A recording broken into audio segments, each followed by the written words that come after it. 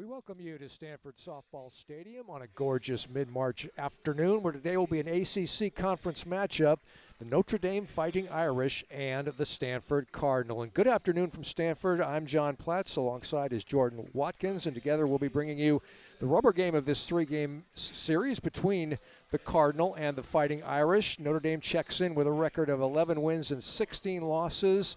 ND is 1-4 in ACC conference play. Stanford has a record coming into today's play of 15-7 overall. Stanford is 5-3 in ACC play. These teams have split the first two games of this three-game set.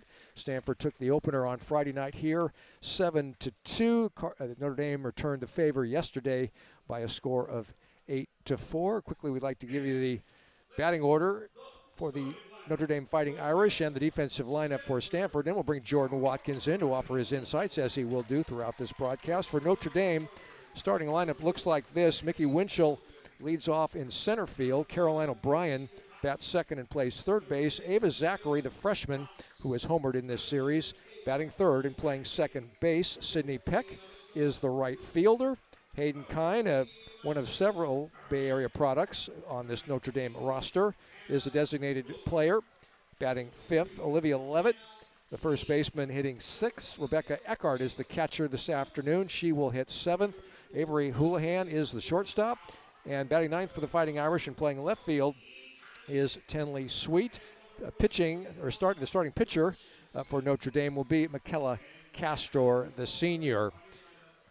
Stanford has yet to take the field defensively, but we'll give you the defensive alignment as announced by head coach Jessica Allister. In left field, Sophia Jin, who's getting a start today, her first start of the season. Emily Jones, the veteran, in center field. Kira Chan is in right. Third baseman is Jade Berry. The shortstop, River Mailer.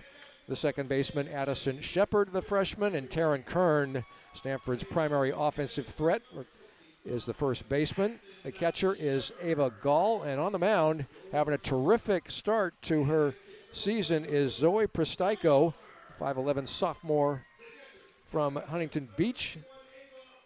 Has an ERA of 2.00, 7-2 her one-loss record. She also has 3 saves. She's pitched 63 innings, 18 walks and 97 strikeouts. Opponents are just hitting 152 against her. And Jordan, you a veteran of softball, and I know these names are familiar to you. What's your take on this Stanford team coming in 15-7? Well, I think the thing is there are a couple of games when you look at this opening tilt of the schedule for Stanford that I'm sure they wish that they could have back, right? Some their own errors that they've done towards themselves that they wish they could have gotten done.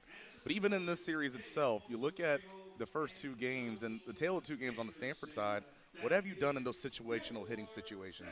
They were a lot better in game 1 with runners on base and runners in scoring position than they were in game 2. And you saw that was a big part of, even though they're getting runners on base, they couldn't piece those hits together to make things happen. But, of course, it's going to help. You don't have to score as many runs so far this year when Zoe Pristaiko is in the circle. We talked so much about it. You know, Jenna loves to use the name Zoe for strikeout. 97 strikeouts for her this year, 74 all of last year. But I think, John, what's just as impressive with that, you know, she has already had – so last year she had the 16-game start. She had 16 starts, 44 appearances in total. And in those starts, 17 home runs given up, only 5 so far this year. So, one, she is doing a good job of striking hitters out, living in those margins, but also doing a good job of keeping it in the park as well and let this speedy defense help her out. Love to see players get better as their college careers proceed, but Zoe Pristaiko is up there with the best in college softball, I should say, based on her production so far this year. For Notre Dame, it will be Winchell, O'Brien, and Zachary to lead it off. Okay, Mickey Winchell, 5'8" senior from Livermore over in the East Bay, Granada High School. Stepping into the circle, she's hitting .297 as she stands in there. 2 for 7 in the series, and getting some housekeeping. Maybe an open door there, Jordan, down the left field line. Sometimes you get a little excited to get out and get started to play. You don't close the door behind you. So we're about ready to go.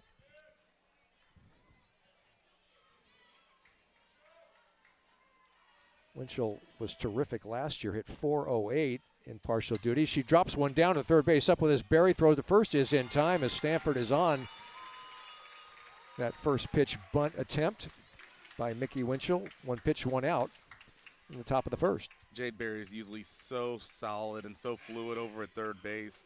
And that's a routine play, but not necessarily an easy play, especially when you have a speedy runner. But you can tell she doesn't get rushed and just trusts her fundamentals to get the out. Caroline O'Brien now the batter for Notre Dame, the sophomore. Pitches outside, 1-0. O'Brien hitless in the series, but still above 300 for the season. She's played and started in all 27 of Notre Dame's games. Pitch from Prostyko is low. And the count 2-0. O'Brien from Palos Heights, Illinois.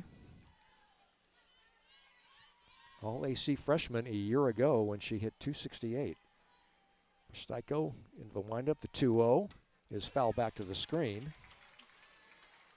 Count of 2-1. Outfield straight away for O'Brien. Prostyko looking at her right wrist with some data on there. The 2-1 offering is popped up over the screen and out of play onto the roof here of beautiful brand new Stanford softball stadium, new as of this year. And the returns so far, especially when you look at turnouts, have been so awesome. And the people out in center field, right? They have that chain link fence in some parts so people can watch from outside. 2-2 pitch is grounded foul, so we stay at 2-2. Well, it is beautiful. Foothills in the distance. The green hillside in the distance as well. Didn't they have a bark in the park here recently, or is that coming up, I believe? I think it's coming up. 2-2 pitch is grounded into the hole. Now cut off by Berry. She throws across the diamond and in time for the second out. So a couple of fine defensive plays by Stanford's junior third baseman Jade Berry. 2 up, 2 down for the Irish in the top of the first. We'll bring up Ava Zachary, the freshman from Mishawaka, Indiana, which is right near the Notre Dame campus. She's hitting .351 on the season. Having a fine series, 3 for 6 with a couple of runs scored and a couple of RBIs, including her third home run of the year. The first pitch from Prostyko is up and in. And the count 1-0. The two Hoosiers in the starting lineup for Notre Dame are their leading hitters in terms of average, and this is one of them. This left-handed hitting freshman Zachary. She lifts it into short center field. In comes Emily Jones, and she makes the catch to retire the side for Notre Dame in the top of the first. No runs, no hits, no errors, nobody left. Our score at the end of a half an inning here at Stanford Stadium, or Stanford Softball Stadium, I should say. It is Notre Dame nothing. Stanford Cardinal coming to bat.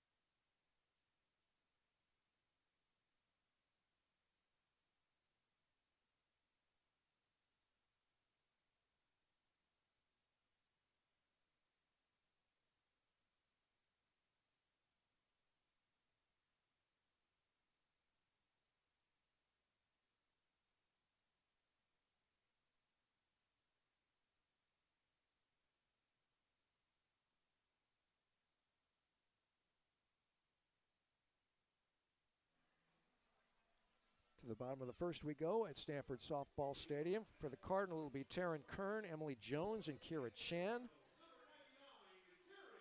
And on the mound for Notre Dame, their veteran, Michaela Castor, senior from Simi Valley, California, Oaks Christian High School. One-loss record of 3-7. She's appeared in 18 games. She's started 12, 3.90 ERA, 61 innings pitched, 40 walks, 54 strikeouts. Right-handed pitcher.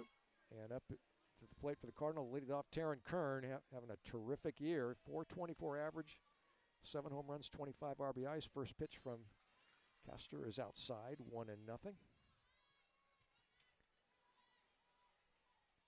Dame outfield straight away and very deep in center is Winchell, the center fielder. The 1-0 pitch, caught the outside corner. Delayed call by the umpire. Russell Young, count even up at 1-1. This is where it gets so much fun in softball. It's going to be the third time some of these Stanford hitters have seen Castor this weekend. That's correct. She started the game on Friday, took the loss, came on in relief yesterday. Her next pitch is over for a strike, so Karen is in a hole. Kern is in a hole, I should say, 1-2. Here comes the 1-2 pitch. Changeup is over for a strike. Beautiful pitch by Castor. And the dangerous Taryn Kern is retired. And not very often you see Taryn Kern get fooled at the plate. Pull the string did Michaela Castor, some of that veteran savvy from the senior, and that'll bring to the plate for Stanford Emily Jones, hitting .350 with 1 home run and 12 runs batted in. She is 4 for 7 in the series. She bunts at it, chops it, and it stays foul. Died in the left or the right-handed batter's box. Count of 0-1. Jones had a triple yesterday. It was 3 for 3 on Friday with 3 runs batted in. Of course, she was tremendous last year, Emily Jones, .413 for batting average. 9 home runs, 36 RBIs. Castor's pitch stayed away. Count even up at 1-1.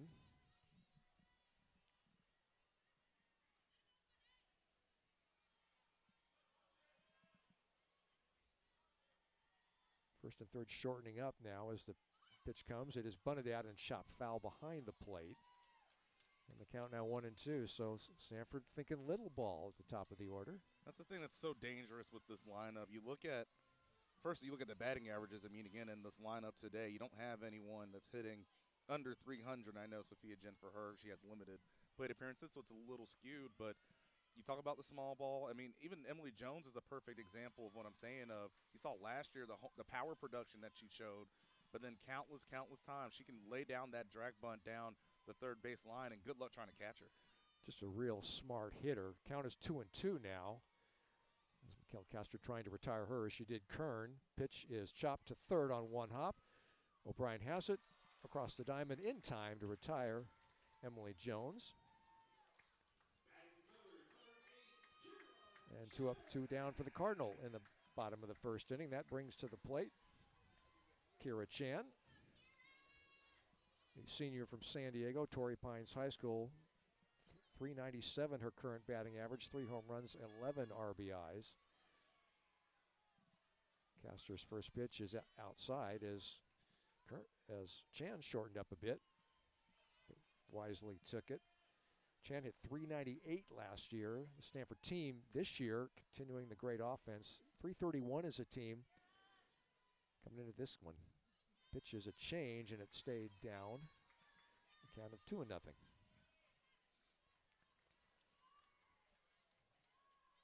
Kira Chan also from the left side, as so many of these Stanford veteran hitters are.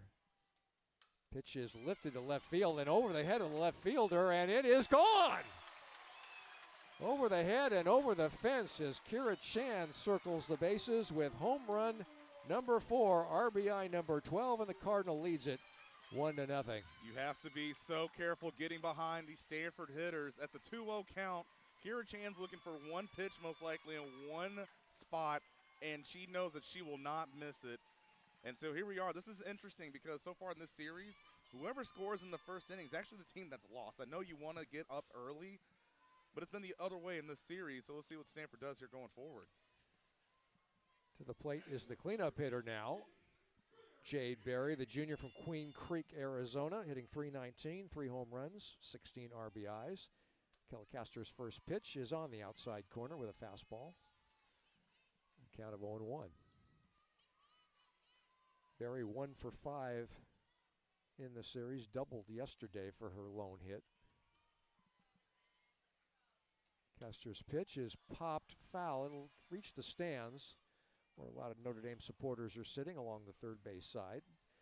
10 of the 21 members of this Notre Dame 2026 roster are from the state of California, including the senior on the mound, Michaela Castor. And then even a couple more with that, too. Your point, I know a lot of times you see a roster and it sees California. There's a lot of Southern California presence there, which is still the case for Notre Dame, but a lot of Northern California, too, as well. We talked about a couple are in the lineup today. We'll name check that. The pitch, the 0-2 pitch was a ball. Now here comes the 1-2 pitch. Fastball up and away. The count even up at 2-2 to Jade Berry. Great power numbers last year for Jade. 14 home runs, 60 RBIs, 347 the batting average. Castor's pitch is lifted to left center field over his windshield. She catches it on the run, just short of the warning track. So Jade Berry went strong the other way, but the senior center fielder, Mickey Winchell, with the speed and the dexterity to run that one down in the left center field alley. In the bottom of the first, 1 run, 1 hit, the home run by Kira Chan. We'll go to the second when we come back with our score. Stanford 1, Notre Dame nothing on ACC Network Extra.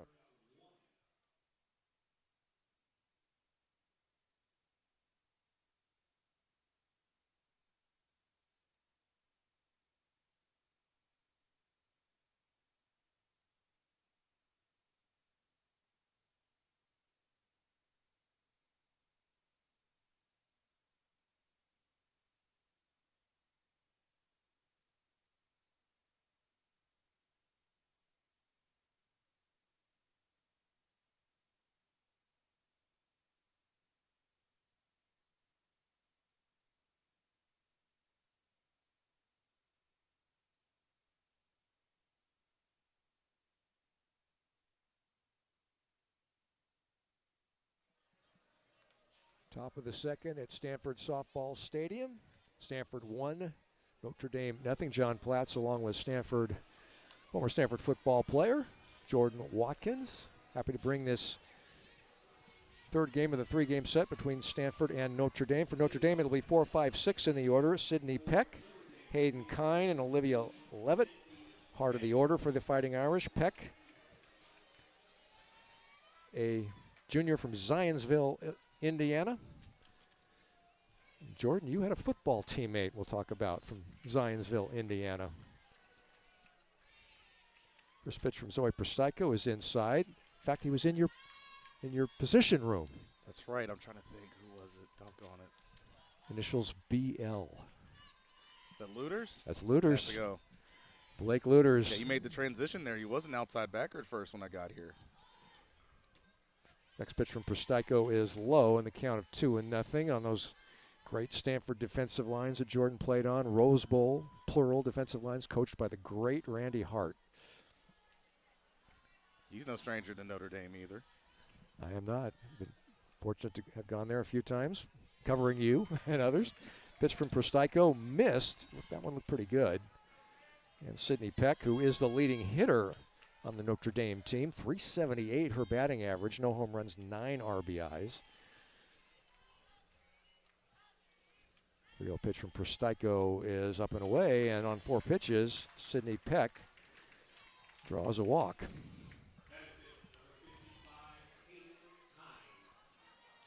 We'll bring one of the Bay Area products to the plate. Hayden Kine, a freshman from Vacaville in the North Bay, Vacaville High School, right-handed hitter.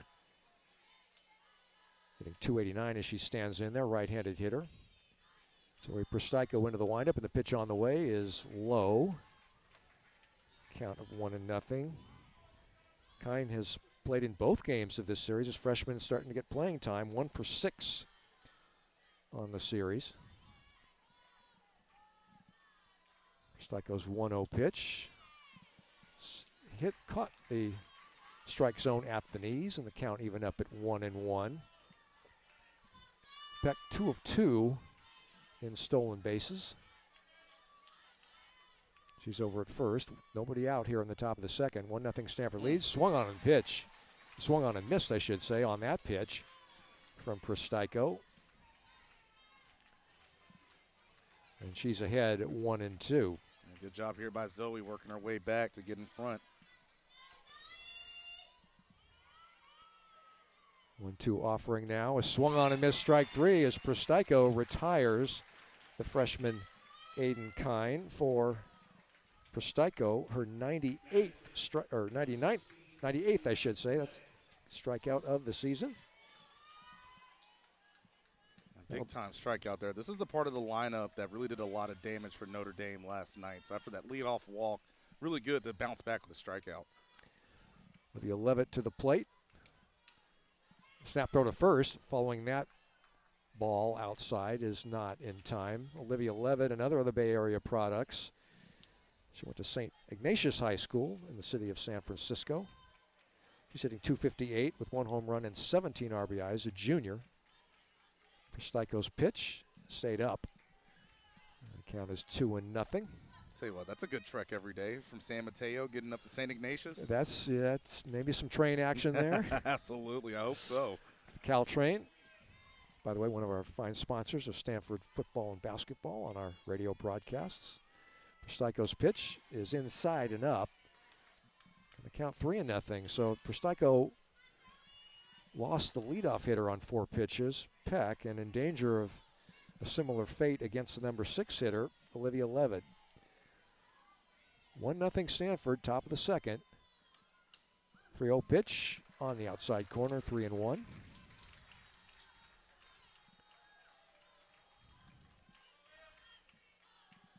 Levitt 2 for 5 in the series. A couple of runs scored and 3 RBIs. She homered here yesterday. No doubter.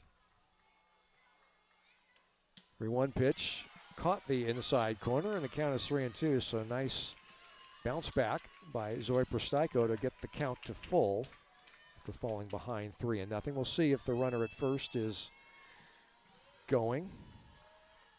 Levitt has struck out 5 times this year in 62 at-bats. 3-2 pitches chopped foul over toward the Notre Dame dugout, and we'll do it again. 3-2.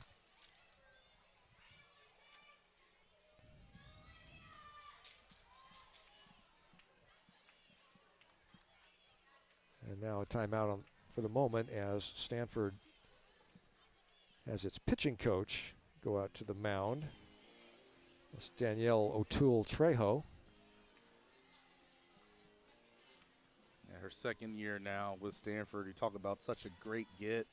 And for the most part, you look at Stanford and their pitching staff, more experienced than last year, of course, a little bit deeper, but still, relatively young compared to some of the staffs we saw the last couple of years here under Jessica Allister. So that's a phenomenal resource for them to have. Well, and certainly Zoe Pristyko, Stanford starter today, has benefited from that tutelage. She is blossoming this season. 3-2 pitch missed, however, and the second walk of the inning issued by Zoe Pristyko as Peck goes to second, Levitt to first, and that'll bring to the plate the catcher, Rebecca Eckhart, a Southern Californian. She went to La Mirada High School in the Southland. Eckhart hitting .205, but 3 home runs on the season, tied for the Notre Dame homer lead. And the pitch gets past the catcher, Gall, and that will allow the Notre Dame runners to advance to second and third. So Peck to third and Levitt to second on the wild pitch. So with 1 out, Notre Dame a couple of runners in scoring position. Irish chance to tie or take the lead here, trailing 1-0, top of the second inning. Pristyko's 1-0 pitch is outside. A count of 2-0. Jay Berry about 3 steps ahead of the baseline, anticipating a possible bunt perhaps. Favorable hitters count here, 2-0. Pristyko's offering is inside, and the count 3-0. So Pristyko, who came into the game with just 18 walks in 63 innings pitched thus far this season, is In danger of her third walk this inning. 3-0, taking all the way is Eckhart, and she draws a walk as well. So bases now loaded for the number 8 hitter, and that is the shortstop, Avery Houlihan, a sophomore from Joliet, Illinois, hitting .250 on the season, no home runs, 4 RBIs. Among her 13 hits, however, are a double and a triple. Standing in from the left side. And this is where you like to see Zoe settle down. So a night ago, even though Notre Dame put up those 8 runs, they were 2 for 13 with runners in scoring position. So just got to find a way to force Notre Dame to beat you, especially in a situation like this in a big moment early on. First pitch to Houlihan was over for a strike in the count of 0-1. Steico comes back 0-1. This one is lifted behind the plate. Gall going back. She's got to play, and she makes the catch.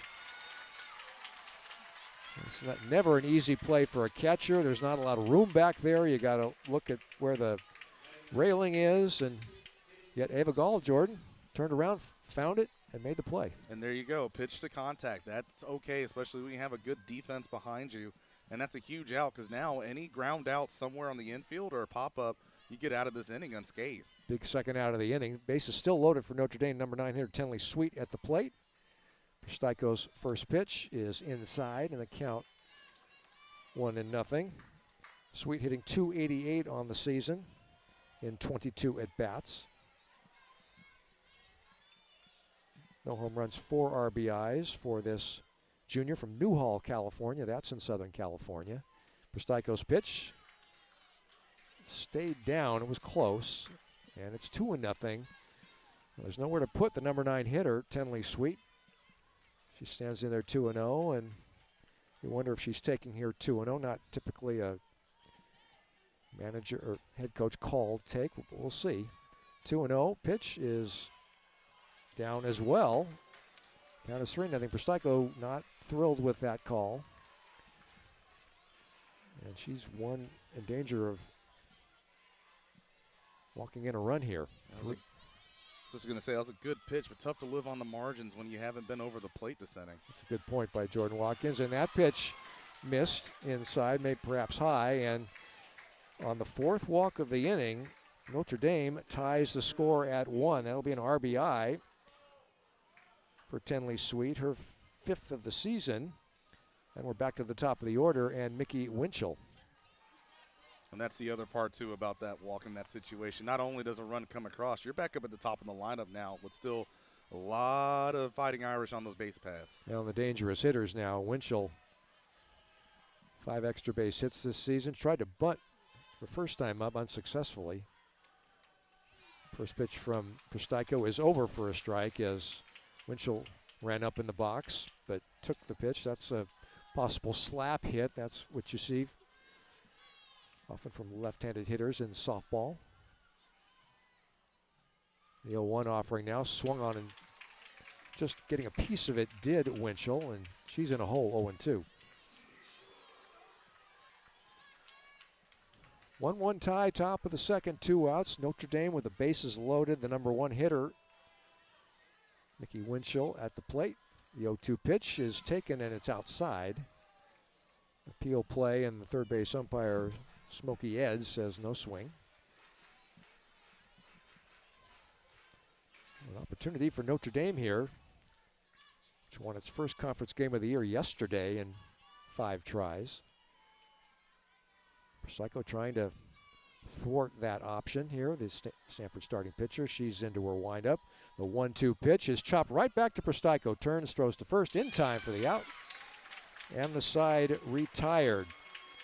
For Notre Dame, no runs, or 1 run I should say. There were no hits, there were no Stanford errors, and 3 left on base. After an inning and a half here at Stanford Softball Stadium, our score now, Notre Dame 1 and Stanford 1 on the ACC Network Extra.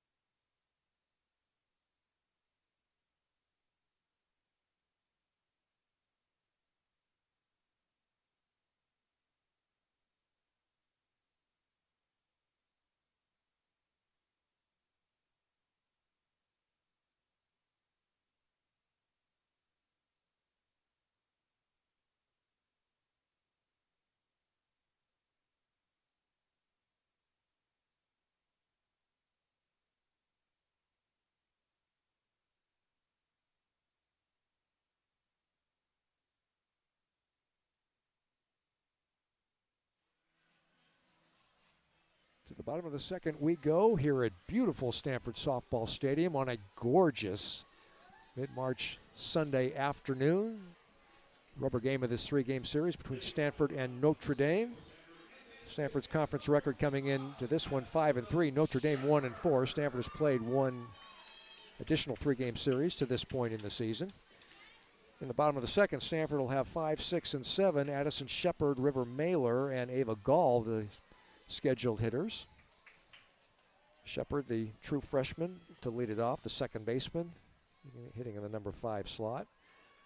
First pitch from Michaela Castor is one hopper backhanded at short by Houlihan. Throw to first is in time. A gorgeous defensive play by the Notre Dame shortstop.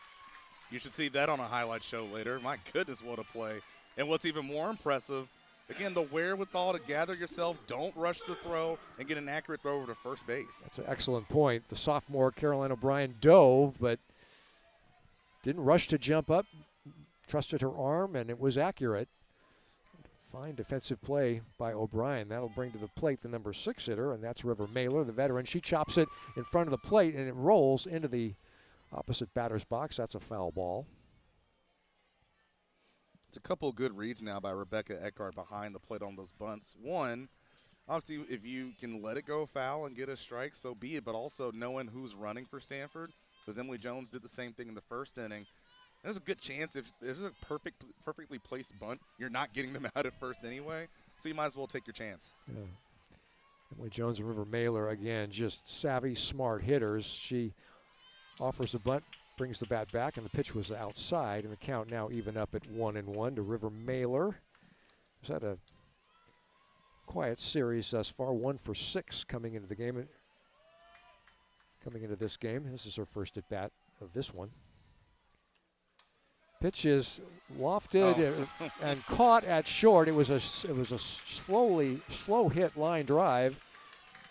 And Jordan, that's one that you can misassess the speed of the ball coming to you. But Caroline O'Brien dove at the right time, didn't dive too early, and made the play there as well, just as she did the prior at bat. Yeah, now we're just showing off over at shortstop. Because to your point, again, one thing that's so hard, and I've realized this, especially my time between baseball and softball, how much harder it is, at least in my opinion, to judge how hard a ball is hit in softball than it is in baseball. So you saw she was kind of frozen for a minute, then made that good diving reaction over to her right. Good play by Houlihan at short. Ava Gall, the catcher at the plate, hitting 300, 1 home run, 10 RBIs. 0-1 pitch is outside, count even up at 1-1. Ava Gall played on Friday night, went 0 for 3 with an RBI, did not play in the game yesterday, the one that Stanford lost. Cardinal triumphed on Friday. The 1-1 pitch outside from Michaela Castor, and the count now 2-1 to Ava Gall, the number 7 hitter in the Cardinal lineup. Hit .324 2 years ago, did Gall. Another 2-1 pitch. That one squeezed a bit by the umpire, if you will. That pitch looked on the outside corner, but the umpire ruled that it was away. So 3-1 now to Ava Gall. She's ahead. Castor, the senior, into the windup. 3-1 pitch, check swing, and it nicked the bat, rolled behind the plate, and we've gone all the way now, or Castor's gone all the way now to the left-handed hitting Ava Gall. Junior from Lakeside, California. 3 years ago, had 11 home runs. So she has power. Pitch is chopped over, caught by the third baseman, O'Brien, and she makes the play. So some sparkling defensive plays by the left side of the Notre Dame infield here in the bottom of the second inning. Nothing across for the Cardinal in the second. We'll go to the third and Jordan Watkins with our score. Stanford 1 and Notre Dame 1 on the ACC Network Extra.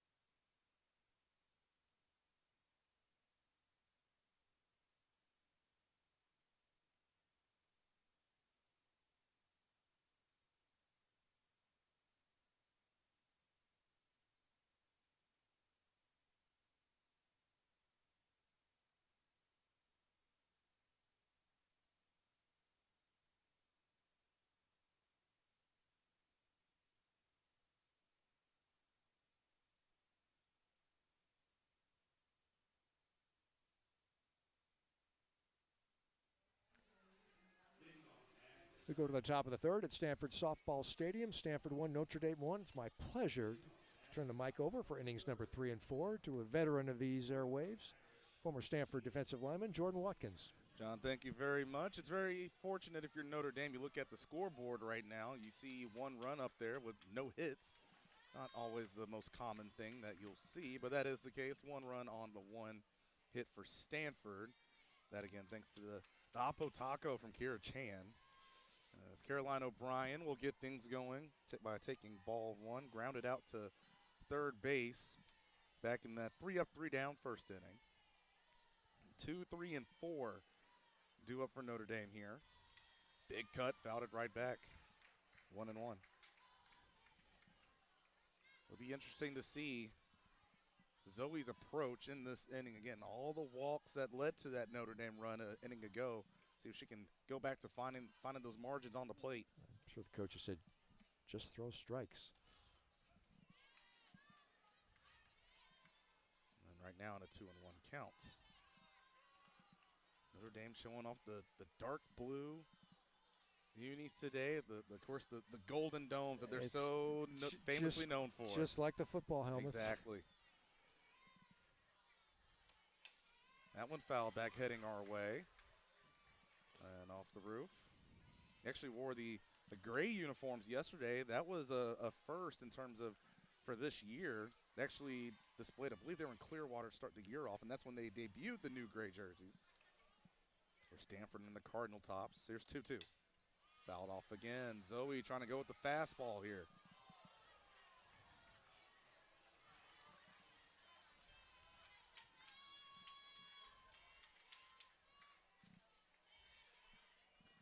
We'll do 2-2 again.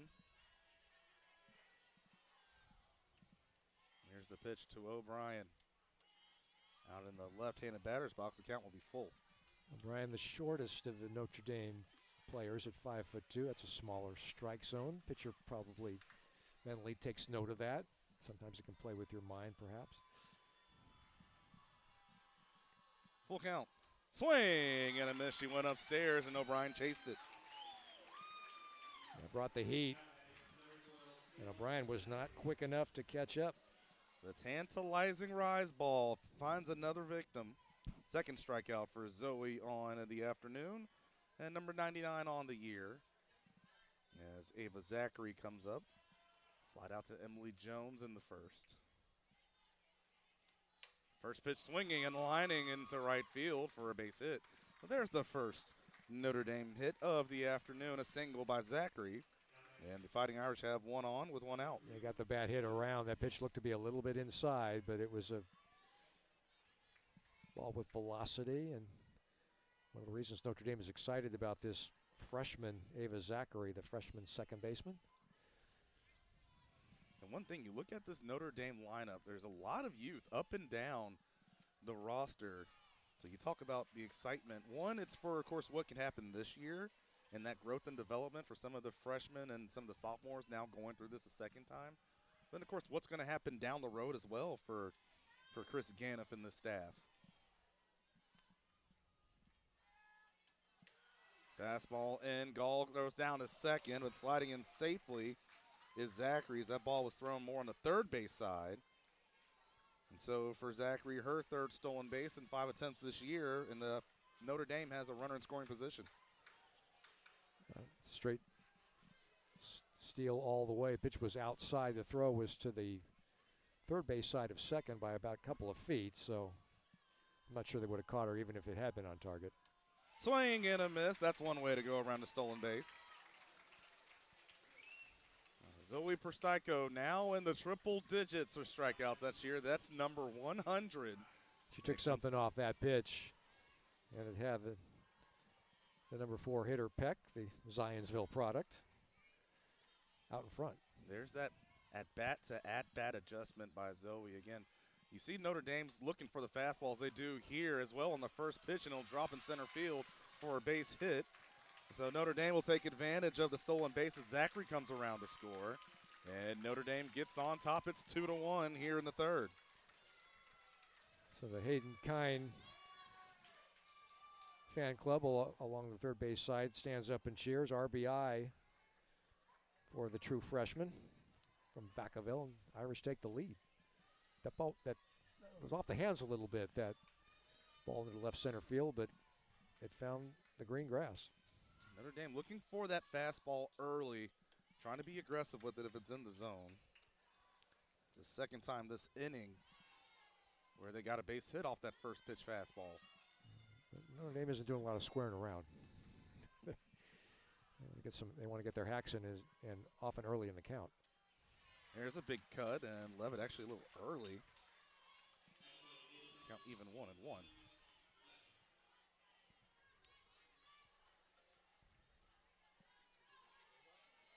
It's been a whole trip for Notre Dame out on the West Coast for their spring break series. Of course, not a bad part of the country to go for if you're in your spring break. You've been in Indiana, right along the lakes this whole time. And, of course, now is about the time of the year where you kind of get teased with some good weather up there before it gets cold again. It's snowing today, I believe, in South Bend. We with basketball were just there about 10 days ago. You hear the Stanford fans, they wanted a call there, didn't get it. So the count goes to 3-1. But before this, they were talking about Notre Dame. They were down at Santa Barbara, had a midweek game there, then also had a tournament down in San Diego. So they're down there with the joint tournament hosted by USD and San Diego State. So they've been up and down the coast here. But again, as you talk about all of the California natives, a good chance for all the families and friends to come see their loved ones play. Smart scheduling. Smart scheduling at the right point in the year, too, as that's going to be low. Our ball 4. And Kine will go to second as Levitt is now at first. That's the 4th walk issued by Prostaico. Again, came into today just 18 walks on the year, so not like her to put many free runners on base. As Rebecca Eckhart, who was one of those free passes back in the second inning, will come up. Good reaction there by Ava Gall to make sure that didn't get to the backstop. That was the most off-target pitch yet that Prostaico has thrown. It was about 2 feet outside. Ava back in her natural position this year. Of course, the first year here on the farm, her freshman year, playing a lot of first base. That's going to happen when you have gold glove catchers on a roster. You're just coming in, you got to move yourself around, but now back behind the plate this year. So 1-1, good stop by Gall behind the plate. Of course, again, that was Ali Kaneshiro who was here that had that great career with Stanford. And caught Najeri. Not easy to do. I mean, Najeri's accurate. It's just there's a lot of velo on those offerings, those pitches. Great former Stanford pitcher. Well, while she would also catch those heaters, she would catch a lot of base runners as well if you tried to run against her. That wasn't the greatest idea. She was very adept defensively. And now 2-2 count. Again, a lot of traffic on the base paths this inning, but Zoe trying to limit it for the second time in a row to just 1 run coming across. 2-2. Strike 3 called outside corner. Big time strikeout for Prostaico, and the damage is limited. But the Irish do bring 1 more across off 2 hits as they leave 2 stranded. We'll go to the bottom of the 3rd inning. It's 2-1 Notre Dame.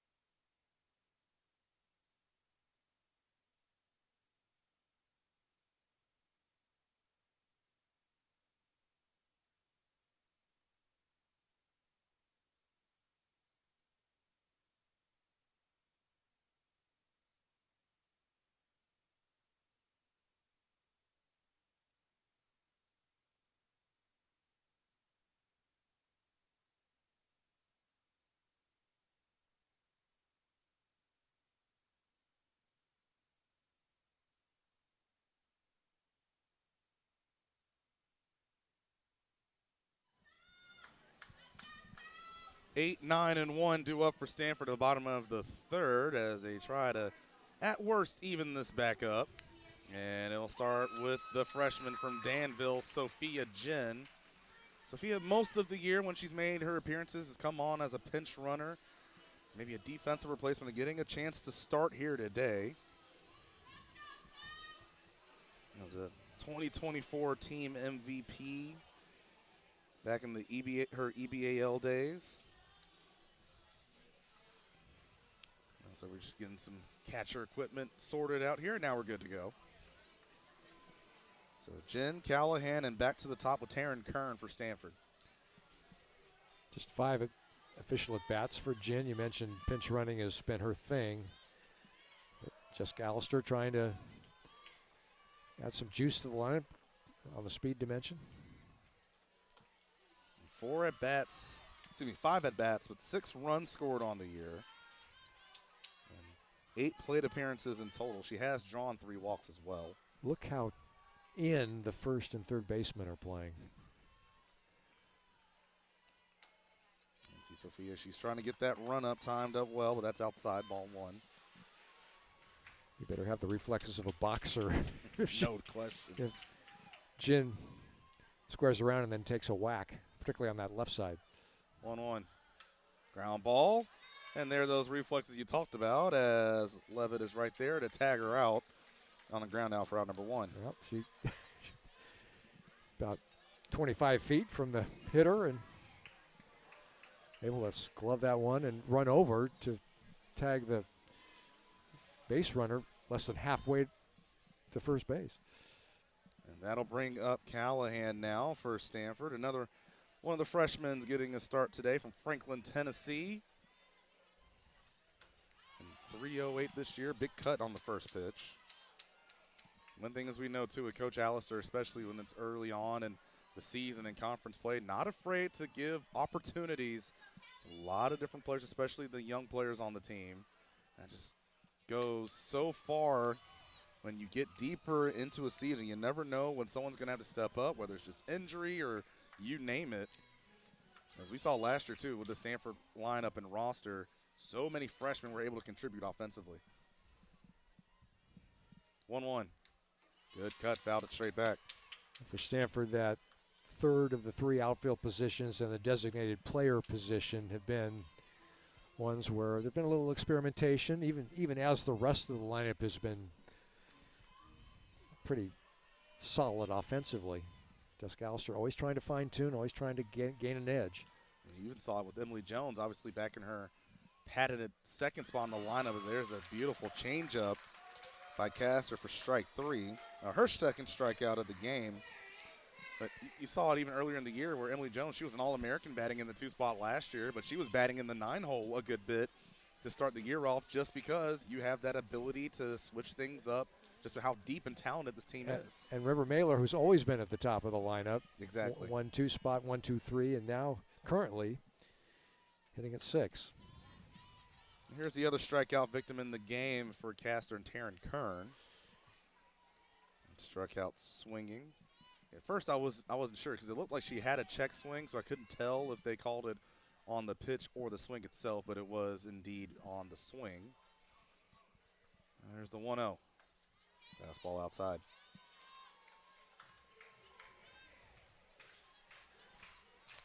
Taryn Kern knows something about the Hoosier State. Played her freshman year at IU where she tore it up.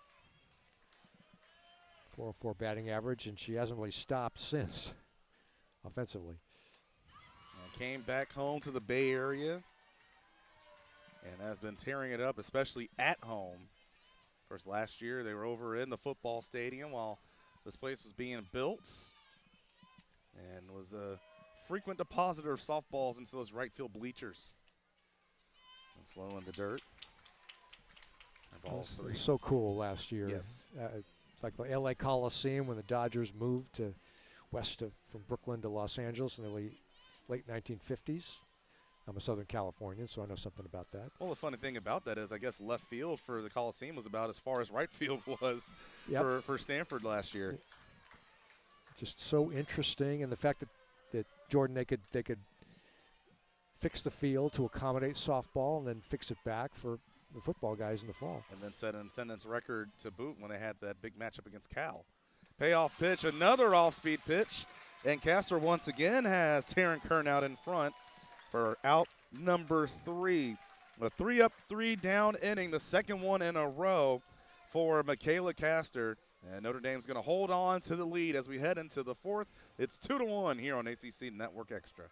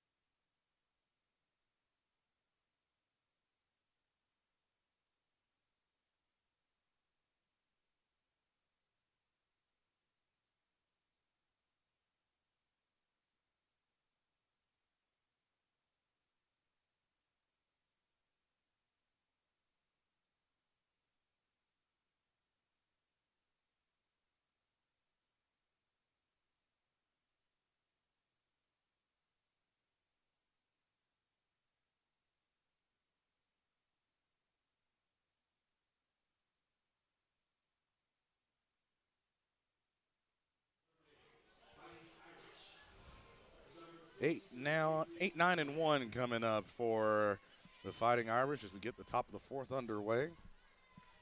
Houlihan, Sweet, and Winchell. The 3 due up. For Winchell, it ought to be the 3rd time she comes up in this game. As Avery Houlihan tries to offer at the bunt and fouls it away. She of the sparkling defensive plays earlier in this game. Basically, she along with her third base partner took Stanford out by themselves in the bottom of the 2nd. Yeah, I'm not envious of whoever has to wash her uniform after today. This is true. 1-1 count now to the Notre Dame shortstop. This Notre Dame team under the helm of Chris Ganoff. A Notre Dame softball lifer, if you will, and that was a foul ball. We'll take a minute on that story to make sure Ava Gall's okay. You know, we talked about it's such a big freshman year, and last year, just due to medical reasons, was not able to participate, and then she's been in and out this year. So this is, of course, tough job of being a catcher, but this is the last thing that you'd want to see. Head coach Jessica Allister, who knows something about the position, is there talking to her catcher, trying to give some comfort. It's not easy to put the tools on. It's not easy to endure the – I mean, Nick's sounds like too much of a euphemism. It's like you football guys, you know, they say you're nicked up. That's a given. Yeah, but that's too soft a word for what you're going through sometimes at practice or in games. Yeah, I mean, and that's the thing, too. Obviously, you say it in football, is there's no such thing as 100% healthy after day one. The catcher is probably the same thing. Yeah. You know, you get the foul balls off of you. Maybe you get hit by a pitch when you're at the plate. You got to be able to have base runners sliding into you. Probably develop pain tolerance. No question. You have to play that position. And Ava seems like she's okay. She had that patented smile on her face that if you ever see her on campus, she'll always have it on going around. But Houlihan's going to get hit by the pitch here. So free base runner given up. Leadoff runner on as Tinley Sweet comes up. Of course, we'll just monitor Ava, make sure she's okay, but she seems to be. You know, we're talking about Chris Ganoff, and you know, these are two lifers as that's over there. Good throw behind the runner by Ava. I think she's doing okay, but getting back in time is Houlihan. As you have Coach Allister, who played here at Stanford and then comes back after successful head coaching stints all over the place. As an All-American here as a catcher, as John just mentioned. I try to bunt again, and it's to no avail. And then she comes back, and she's led Stanford to a couple of Women's College World Series appearances. And on the other side as well, it's kind of one of those stories you love to see it, right, of someone who played at Notre Dame, talking about Chris Ganiff, was a four-year letterwoman there. Then 23 years as an assistant coach with the Fighting Irish, now in her second year running the program. That's reasons for optimism at Melissa Cook Stadium on the Notre Dame campus. It's a bit southeast of the football stadium. It's a 1-2. Is that fouled off? Yes, it was, as it got to the backstop. First, for those of you who've never been to the Notre Dame campus, it's almost like, you're driving around, you kind of get through, it's like a little small neighborhood, and then there's some trees, and out of nowhere it just pops up this big campus. Of course, you see the cathedral with the gold dome that's right there, very iconic. Fly ball left center. Emily Jones shows her range off, and they'll make the grab. Everybody says, you're on the field getting ready to go at it with the guy across the line, but for those of us that do the radio and counter people, guards and press room attendants, welcome to Notre Dame, welcome to Notre Dame, Yep. welcome to Notre Dame. It's unlike any other place. Pre-game show, you guys missed that also. It's, with the America the Beautiful and recitation of the Declaration of Independence. I will tell you this, though. As a player, as at least on the football team, right, our welcome wasn't as nice coming onto campus. And, of course, those Fighting Irish fans, very, very passionate about their athletics programs. Always have really good turnouts. Of course, one of the big shows right now for them, women's basketball going on. Hannah Hidalgo, just the must-see TV that she is every single time she steps on the court. And right now, Winchell in an 2-0 advantage count. 2 groundouts for her. Of course, Zoe Prostaka would love another one of those right now. Slap the other way, and that will be caught. And throwing over just to make sure is Mailer, but Houlihan gets back in time. But that is a very important out, number 2. It is good range. At short, shown by River Mailer. Began her career as a second baseman, as we know. But in her upper class years, moving over to the left side. And part of that, too, is she did it as Taryn Kern was taking over at second. So Taryn been showing a lot of her positional versatility this year. She can play second, playing first today. She'll also move out to the outfield if need be. And a big part of that, the reason why she's done so, is because of how good Addison Shepard has been. Yeah, got to find a place for Shepard, the true freshman. 386 coming into the game. That one's skied. It'll get out of play. And bounce in the second row. There's one of the fun things here at Stanford Softball Stadium. Wasn't the case last few years, but foul ball comes in foul territory. If you get it, you get to keep it. Get a little souvenir for you. 0-2. Again to center. Here comes Jones. Late break and makes the grab. Diving play by Emily Jones. Again, we talked about how hard it is sometimes to make a read, but when you have that speed, you can make up for it. One reaches for Notre Dame in the top of the 4th, nothing else doing.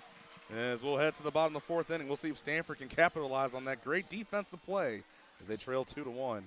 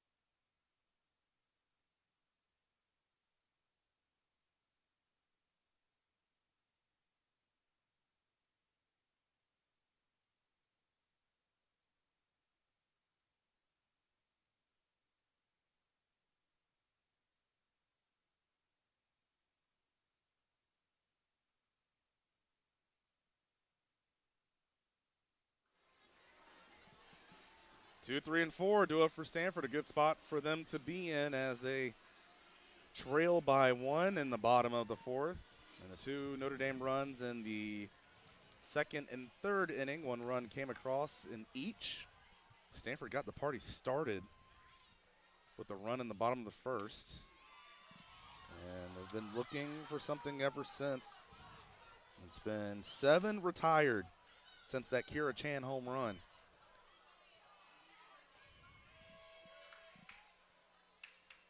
Oh, 1 to Emily Jones.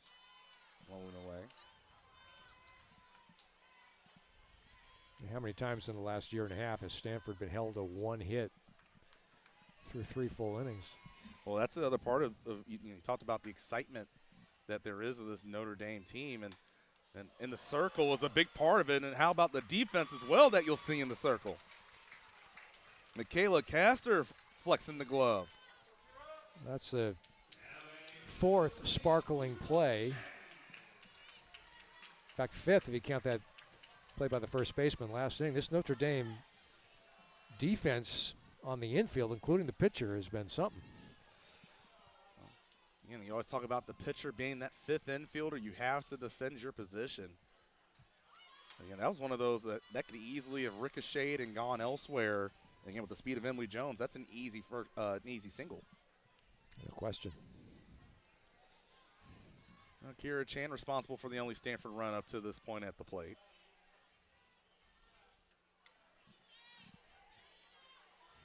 Fastball away, 2-0. Of course, you want to stay away from her power zone, which is that middle end, but as she showed that first time up, if you want to go outside, she'll take you that way too. She'll backspin it the other way. Tried to do it again there and fouled it off just a little late. 2-1. Again, a lot of the excitement for Notre Dame is they have a couple of quality pitchers that they can run out there in the circle. There's Castor's going to run it. And Kami Kanzik, that number 2 pitcher for them. And Brianne Weiss, Southern California. Notre Dame is recruiting California. Understandably so. Successfully with all the competition, UCLA and Stanford and Cal. Good frame job there behind the plate by Eckert to get that called straight. Pitch framing is an art. Count 2-1. 1 already retired. Here comes the payoff. That's high for ball 4. Did you catch at the Woodward Academy in Georgia? What's that? Did you catch at the Woodward Academy in Georgia? I did not. I was a first base and pitcher kind of guy. Okay. You don't really see the lefty catchers that much nowadays. I was always the one, again, you put them at first base. I didn't know you were left-handed until actually I see the pen in your hand. Football, you can't, unless you're throwing it. Right.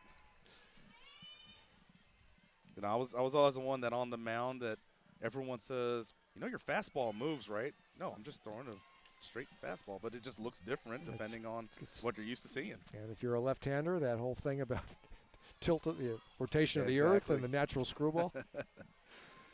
1-0 count to Jade Berry. 0 for 1 so far today. Flew out to center.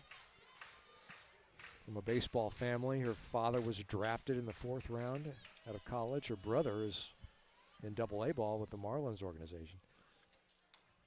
Chopper hit foul. 2-1. It's one thing you notice with both of these rosters that the Diamond Sports really run in the family. 2-1. Low and away, ball 3. And Jade's sister pitches for Arizona. So Diamond Sports are a dominant thread in the Berry family. We saw Arizona here at Stanford Softball Stadium earlier this year. It's a fun treat to see them. Also Texas as well. Some games held at nearby venues. Yeah, there have been a couple of hiccups, but we're happy to be here fully operational and rolling. Totally worth it. Payoff coming. Ground ball. And that's going to go off of Chan as she was trying to get to second. A little bit of misfortune for Stanford. As soft as that ball was hit, John, I don't think they were going to have a play anywhere. It was hit and run as Chan was running on the pitch. But unfortunately, the ball struck her off after a couple of bounces. Well, unfortunate sequence of events there for Stanford. They'll have another runner at first, but now 2 down. And the phenomenal freshman Addison Shepard will come up. Berry's 2 for 2 in stolen bases this season with 2 outs. Do you want to risk taking the bat out of the hands of your number 5 stick? A lot of this year, we've seen Addison actually in that cleanup spot, too. Again, talking about the trust that Stanford has in this talented freshman. I think you really see that again with both teams here as Notre Dame, they're showing the freshman Ava Zachary in that 3 spot. But also, too, as we said, how great must you be with the glove and the confidence that everyone has in you that you make an All-American move from second base to wherever else on the field. 2-1. Chopper up the middle, and once again, it's Castor using her glove and throwing to first for out number 3. Well, Stanford gets one on with the walk, but nothing else really going on after that. We head to the 5th in this low-scoring affair. It's 2-1 Notre Dame.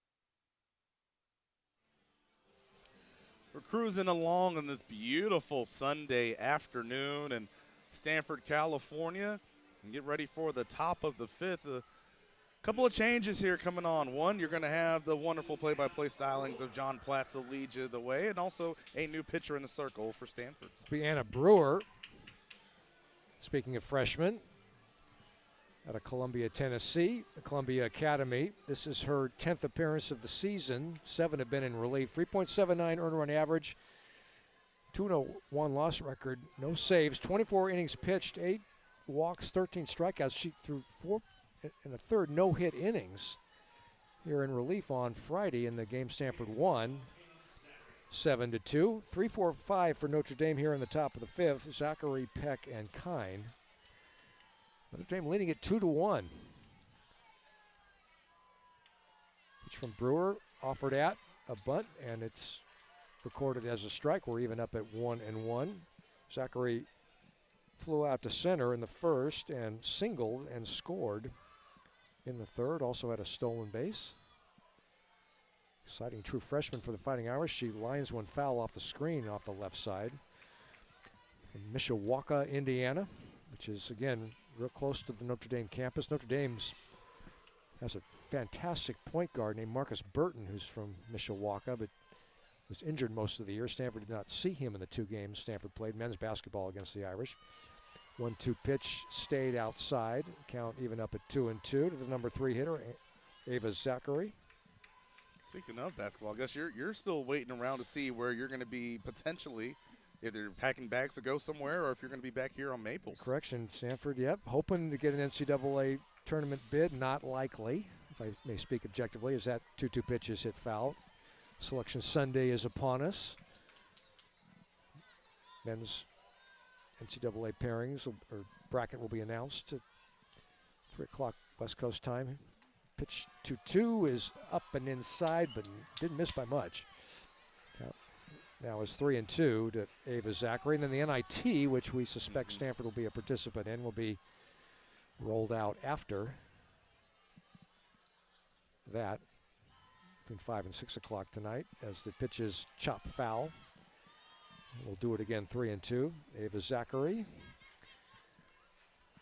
Again, the two best hitters for average for Notre Dame are Zachary, coming into this one at 351, and the next hitter, scheduled hitter, Sydney Peck, who's at 378 coming into today.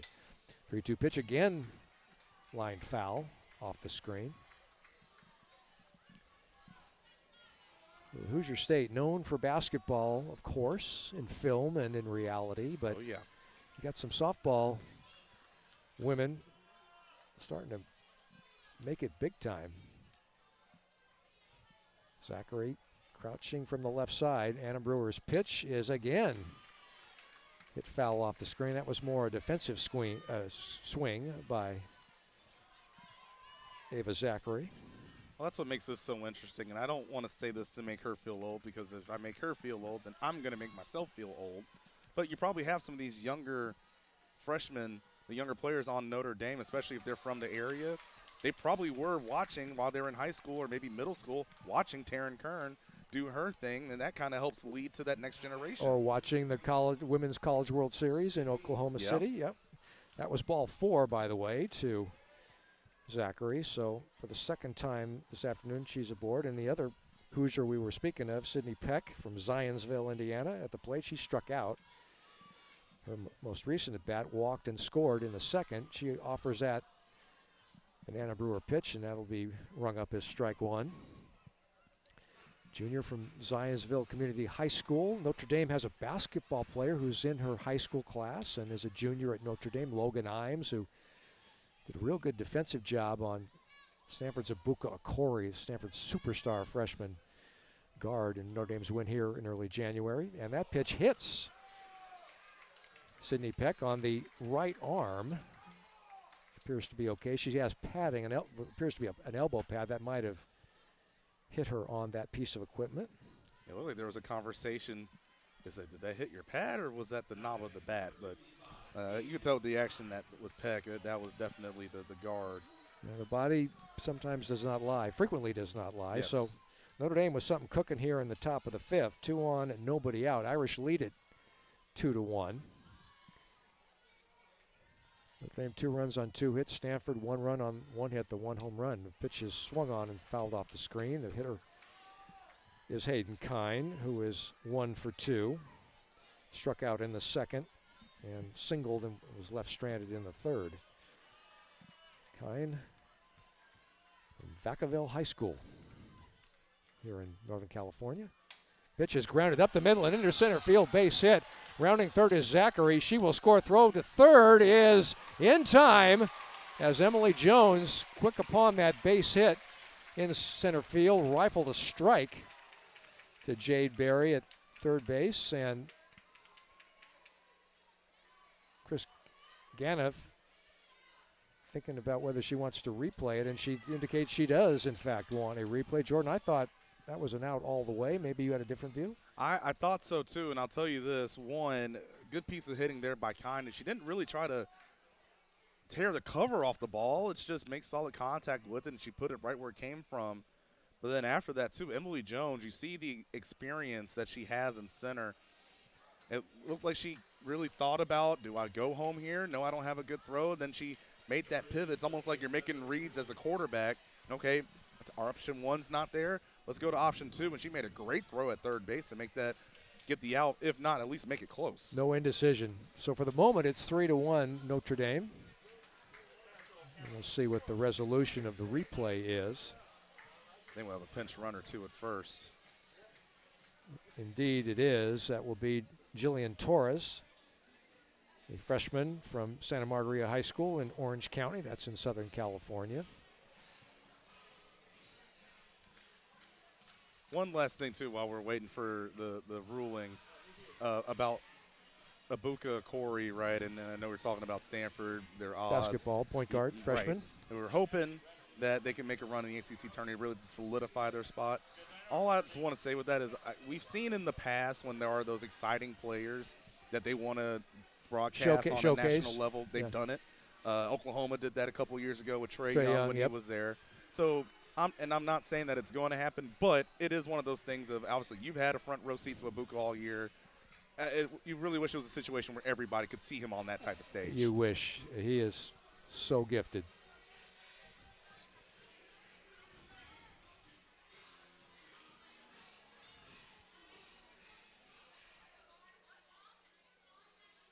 There you go.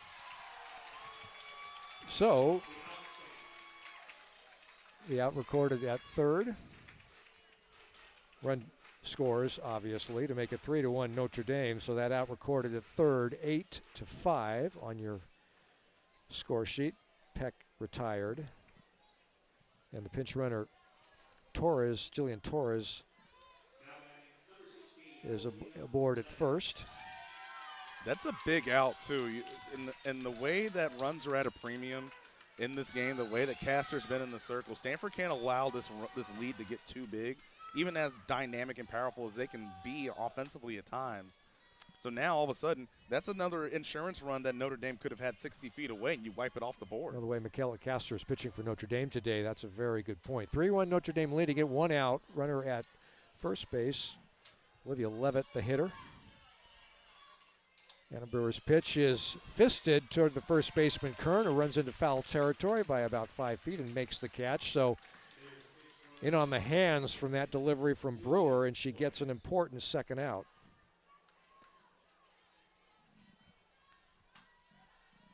Anna Brewer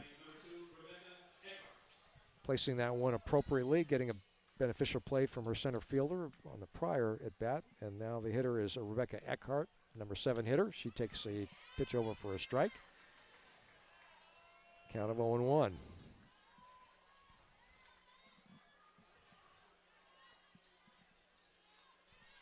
Anna Brewer comes into this game allowing opposing hitters to hit for a .261 batting average. Her pitch is high on the 0-1. And the count all even at 1-1. 2 outs, runner at first, top of the 5th, 3-1 Notre Dame. Talked about Castor and the great defensive job she's done in the circle. Got to shout out Anna Brewer. She made a great catch on a line drive right back at her Friday night. Got to have reactions out there on the circle. That's why most pitchers wear masks. Perhaps it's a requirement. I'm none the wiser about that, but most of the ones I see are wearing masks. Pitch is grounded right back to Brewer. Jordan, you were right on cue. Throw over to first in time, and Anna Brewer with a nice bit of pitching to get out of the jam. But Notre Dame does get its third run of the game. They do it on one hit. There were no Stanford errors. One runner left on base. Through 4.5 here at Stanford Softball Stadium, our scores: Notre Dame 3, Stanford 1 on ACC Network Extra.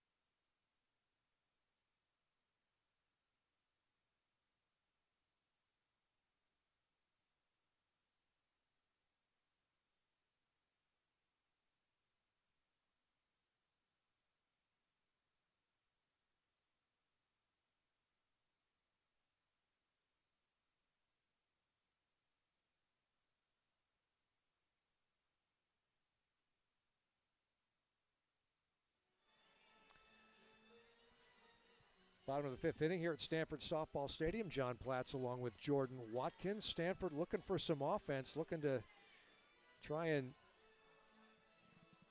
mount a comeback from what currently is a 3-1 Notre Dame lead. Irish took the second game of this three-game series yesterday 8-4 after Stanford claimed the opener 7-2. This is a lower scoring affair and lower hit number. Notre Dame just with 3 hits, Stanford with just 1 hit through 4 innings. As we go to the bottom of the fifth, 6-7-8 for Stanford. Michaela Castor, the senior right-hander for Notre Dame, pitching a gem. Pitched just 59 pitches, 3 strikeouts, 1 walk, just 1 run allowed, 1 hit. The home run by Kira Chan in the bottom of the first inning. Pitched to the number 6 hitter, River Mailer. Misses, and the count 1-0. Outfield shaded to left center for Mailer.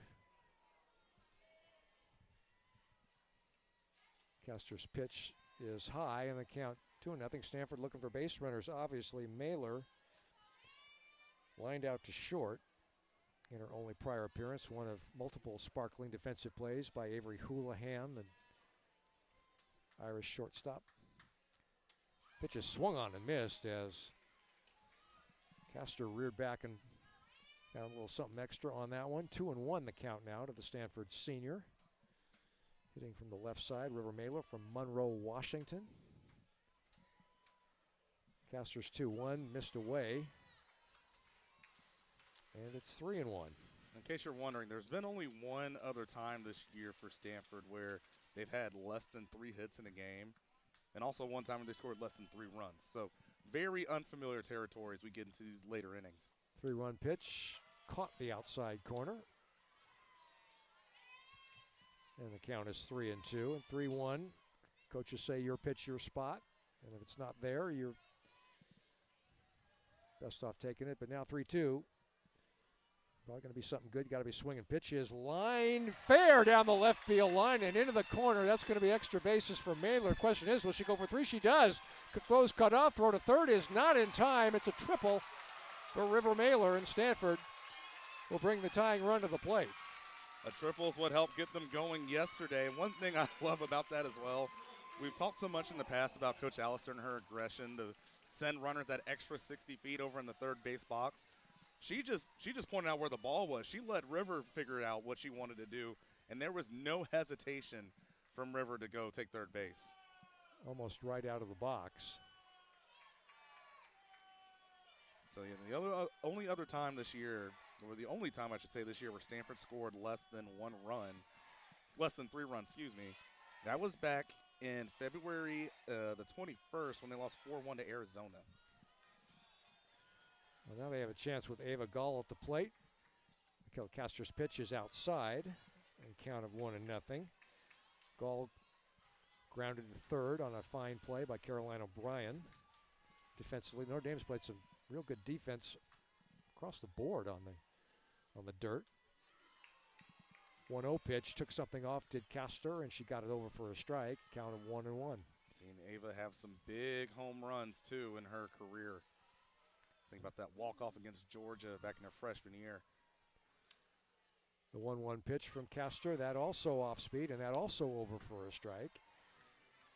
And Castor ahead, 1-2. Whenever she sensed trouble in this game, that's what she's gone to. Both the strikeouts against Taryn Kern been on the off-speed variety. 1-2 pitch on the way. That one was up. That had some mustard on it. And the count 2-2. Castor, as we mentioned, 3 strikeouts, and she's looking for 1 here, obviously.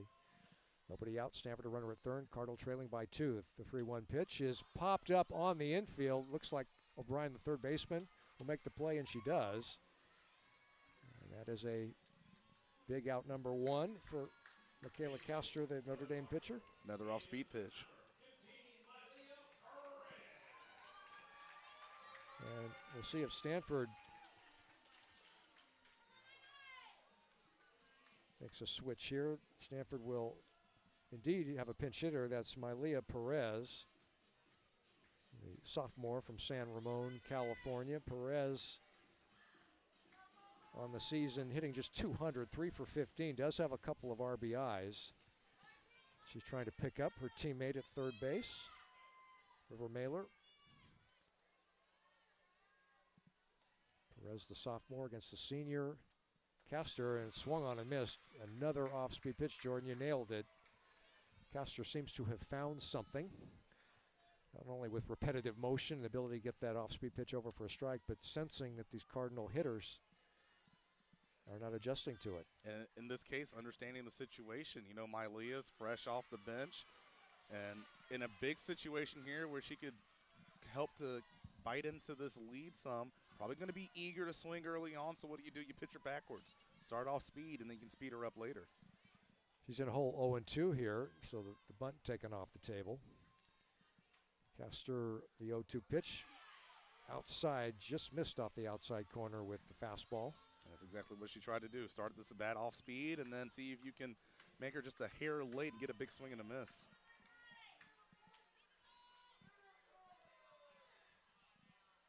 Castor into the windup now. The 1-2 pitch is looped over shortstop, and it's into left field, base hit. That's going to get the run home, so an RBI for Mylea Perez. Naylor scores, and the Cardinal have cut into the Notre Dame lead. It is now Irish 3, Stanford 2. She held back just enough. Good job by Mylea. Again, she was gearing up for a fastball, had to slow the bat head down, and just found some room there in the outfield. 0-2, you want to make contact, but you want to make decent enough contact. Don't be too far out in front. Perez able to get it done. That was the third hit for Stanford on the afternoon, just the third. And Stanford is going to go to the pinch hitting well yet again. Izzy Kakadian, the freshman, will bat for Adriana Callahan. Kakadian, the freshman from Torrance. Excuse me, Jordan. 276, 9 for 28 as she stands up there. Castor's first pitch is grounded towards shortstop. Houlihan to second for one. Throw to first not in time. So Kakadian safe on the fielder's choice. Perez retired 6-4 if you're scoring. We've seen Izzy get a good amount of starts behind the plate this year, but you saw in that situation, again, being excited, you're coming into a close game, you just got one run across, you're trying to help continue that momentum. The first pitch fastball, you're swinging at it all the way. Taryn Kern back to the top of the order for the Cardinal. The pitch from Castor is over for a strike. Kern having a rare 2 strikeout and 2 at-bats day. This 400-plus hitting, power-possessing Stanford leadoff hitter. Pitch is outside. Count 1-1. Castor has to be careful to Kern, who, of course, is capable of sending Stanford into the lead with one swing. She is the go-ahead run at the plate. And she will be picky, too, of what she swings at. She walks a lot, and she lines it past the first base coaching box. Foul. It's just a loud strike 2. So Castor had 1 and 2, and again, Jordan, the off-speed pitch is in the mind of Kern. It's probably in the mind of Castor in the chess game between pitcher and hitter, which makes baseball and softball such enticing sports. There's physical skill, and then there's the mental. Yeah, something tells me, though, it'd be hard to try to fool Taryn on that for a third time in the game in the situation. Comes a 2-strike pitch. That one was a fastball, and it was high.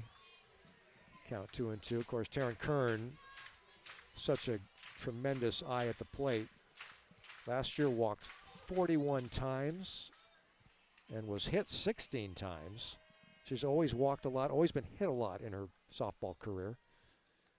Pitch is a fastball outside from Castor. And she's now gone all the way to the dangerous Taryn Kern at the plate for Stanford. And that's what you're seeing right now. That slow changeup is off the table right now. You've already gone to the well with it twice with 2 strikes. And so she knows if she were to give it again as smart of a hitter as Kern, if you let her see that, she might hit it to the field hockey field. Now she jams Kern is what she does here, and a weak ground ball to first is fielded by Levitt. And just like that, Castor figures out successfully a third time to retire the great Karen Kern at play 3 unassisted. For Stanford, they do get a run. They do it on 2 hits. There were no Notre Dame errors and one runner left on base. Our score after 5 full at Stanford Softball Stadium, a good one. It is Notre Dame 3 and Stanford 2 on ACC Network Extra.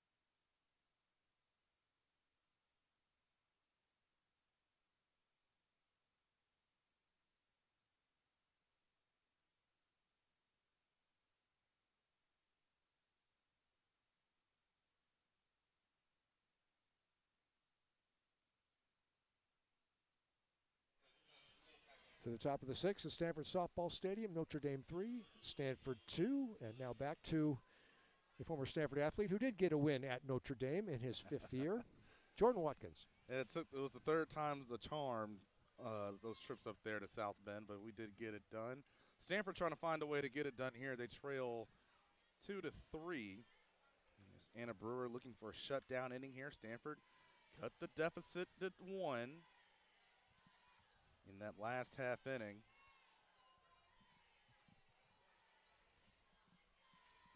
Houlihan 0 for 1 today, popped out behind the plate her first time up, and then was hit by a pitch back in the 4th inning.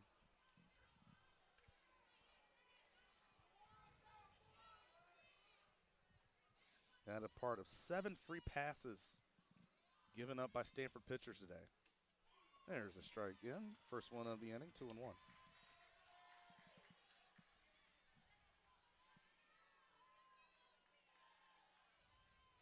If you're tracking at home, Mylea Perez stays in the game. She's over in left. Grounder, nice reflexes at third base. Jade Berry making it look easy. Well, you said it, Jordan. Reflexes at the hot corner, and Jade Berry from that baseball family able to snag that one and the accurate throw to first. 1 up, 1 down. Exactly what Stanford needed. Last 2 innings, Notre Dame came up. The leadoff runner got on base. And now Tenley Sweet in the 9 hole is up. She's brought home a run. I usually would say driven in a run, but she didn't have to drive. She just had to walk to first base. And drew a walk. The bases loaded in the 2nd. Grounder, Berry, again, 2 down. We've seen some infield defense today, Mr. Watkins, have we not? It has been a thing, a beautiful situation and an example of pitchers trusting their defense today, especially on the infield. It's been a really good job on that left side in particular. For both teams. Yes, exactly. Now to the top we go. Mickey Winchell, her 4th time up. Still looking for her first hit. Pair of ground outs and popped up over to short. And we'll line to short here for out number 3. Well, I tell you what, if you're Anna Brewer, it's hard to be much more efficient than that. Only threw about 7 pitches to go 3 up, 3 down. So they hold Notre Dame to 3 runs. Here comes Stanford in the bottom of the 6th, trying to tie it up here on ACC Network Extra.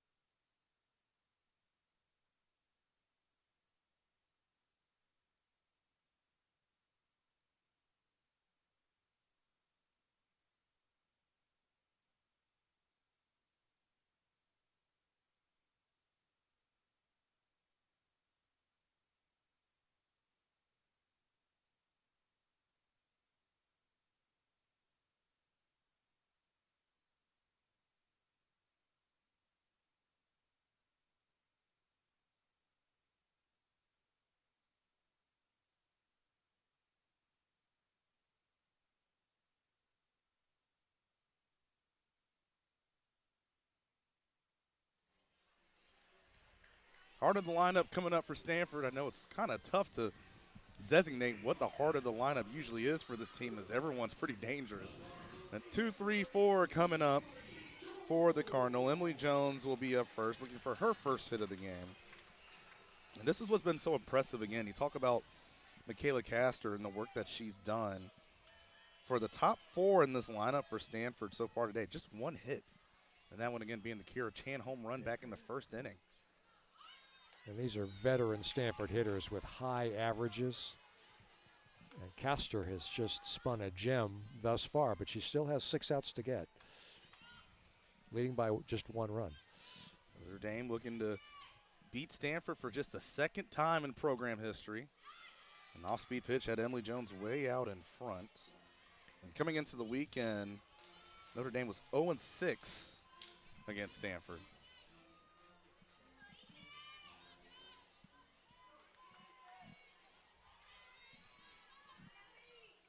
What a big win and series win that could be for this program as Jones fouls that off. Of course, Notre Dame started off the ACC schedule, dropping 3 to Georgia Tech. Kayla Castor from Oaks Christian High School. Notre Dame had a quarterback within the last quarter century from that high school. You had a teammate wide receiver from that high school.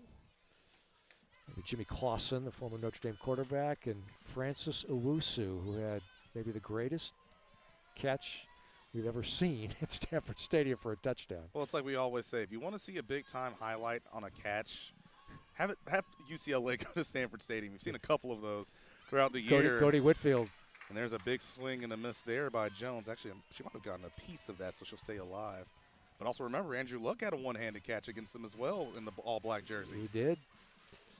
He did, right on the sideline. It was about 20 feet from me. 1-2. In the dirt. And Jones making Castor work. Yeah, she's the hitter you don't want to see. She just can figure out a way to get that softball into fair territory away from a glove. And on the 86th pitch that Castor delivers, another one fouled back. In so many ways that Emily Jones can hurt you. And tough to strike out. Yes. And coming into today's action, just 5 strikeouts on the year for Emily Jones. And Jessica Allister having a conversation. And they're going to look to see is there a question of when Castor delivered that pitch, if she leave the rubber too early? Again, there's one thing for sure, though. When you have Coach Allister out anywhere near a softball diamond, there's nothing that gets past her. No, it's like it's a mental radar. Nothing escapes the screen. And actually, yeah, we're going to have a challenge here. You can replay something like this. Interesting. Well, we'll see, because when the mention of the challenge came out, Russell Young actually pointed back towards home. Maybe is there anything of a catcher interference per chance? Could be that. And all they announce here in the stadium is the previous play is under review. So as they look at it, we'll take a look where these two teams will be going after this weekend. So Notre Dame will be back at home for actually quite a while. So Oakland University will be heading out there to Indiana, and Clemson will also be going up there too, another ACC tilt. And for the Bay Area neighbors of Stanford, the Golden Bears of Cal, I'll be heading up there in Western Michigan. So it really isn't until early April that after this game, Notre Dame will be able to enjoy the friendly confines of home. ACC standings, just 2 undefeated teams in conference play coming into today. Florida State completed a 3-game sweep of Syracuse, so the highly ranked Seminoles are now 3-0 in conference play, 19-3 overall. Duke is 5-0, and they host Virginia Tech, another ranked team. That game gets underway at 6 o'clock local time at Duke University, 3 o'clock Pacific time. Stanford will see Duke here later on this month as they go out to Durham. Of course, that's the shades of the Super Regional that happened a few years ago when Stanford went out there. I believe there was a rain postponement of that final game in that series, so they had to move it to the next day, where that first pitch was just after 9 a.m. Eastern. And so, yes, that's 6 a.m. Eastern out here in the Bay Area, but Stanford found a way to get the win. And also, Stanford will be going out to Carolina, actually North Carolina next week, as they'll have 3 in Chapel Hill. And as you see, they're going to, whatever they saw on that challenge, it pays off for Stanford, as Emily Jones will be over at first base. Yep. Jessica Allister does it again.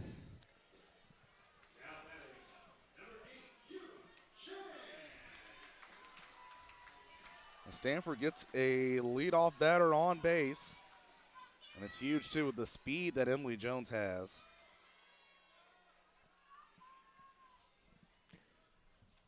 And Kira Chan. So, score Emily Jones safe on catcher's interference. Oh, good eye by Coach Alster. Also, potentially a good ear as well. And she heard that second sound back there. Now the Stanford fans here making some noise. Kira Chan in a 2-0 count. As we saw her deposit a pitch over the left center field wall in a 2-0 count in the first. High and outside, ball 3. Well, and who knows if that delay in terms of minutes doing the replay might have upended the rhythm of Michaela Castor. Taking all the way. Outside corner in there, strike 1. Kira has her batting average now to .406 this year. Wanted to add to it. Good cut, fouled it back. And she saw there's some room down that left field line, and that approach, it looked like she was trying to find some room down there. It would have been at least a double. If it gets to the corner, either of the corners, with the speed that you have on first base, that could tie the game up. A gapper, I think, gets Jones home with her speed. Payoff. Swung on and missed. Big pitch there by Castor. She seems to be able to dial it up. It's more craftiness than power, but it sure has been effective today.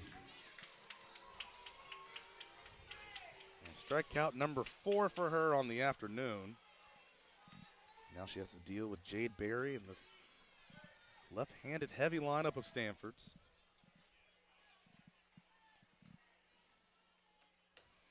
Big cut from Jade to start it off. Jade so far 0 for 2. You see a lot of 0-fers in the Stanford lineup, just not very common. Not even just this year, the last few years. 0-1. Runner goes. Jones will be safe. Ball gets into center field. Emily thought about getting up, but couldn't really gather her bearings. But nonetheless, it's a stolen base for Emily. That's the 6th on the year. Well, and a good decision by Jessica Allister. She probably has in that computer brain of hers the fact that Notre Dame is just 4 of 36 retiring would be stolen base women. And Stanford successful there. Jay Berry fouls one back. Well, for Stanford now, you're just 120 feet away from tying this game up. The question is, how are you going to make those 120 happen? Well, Berry looks like she's just trying to make contact, not trying to overswing, not against this off-speed favoring pitcher. Line drive, that's going to get down, base hit. Here comes Emily Jones as that gets to the wall. She will score. Jade Berry at second, and we are tied. There's that gapper you were asking for, John. Yep, it did. It left center field. And Jordan, you just got the feeling that Jade Berry, the veteran that she is, wasn't going to roll over on any kind of pitch. She was going to try and take that one the other way. And she got a pitch away and just sent it that way into the gap. And Emily Jones, it was a no-brainer that she would score. She probably was at or near the plate by the time the center fielder was over there to run it down at the wall. Now a big-time moment for the freshman, Addison Shepard. Started off her collegiate career winning back-to-back Freshman of the Week honors in the ACC. And oh, does she have an opportunity to have a big-time swing and impact on this game here? Seems like Castor put a little bit extra on that pitch, but it doesn't find the zone.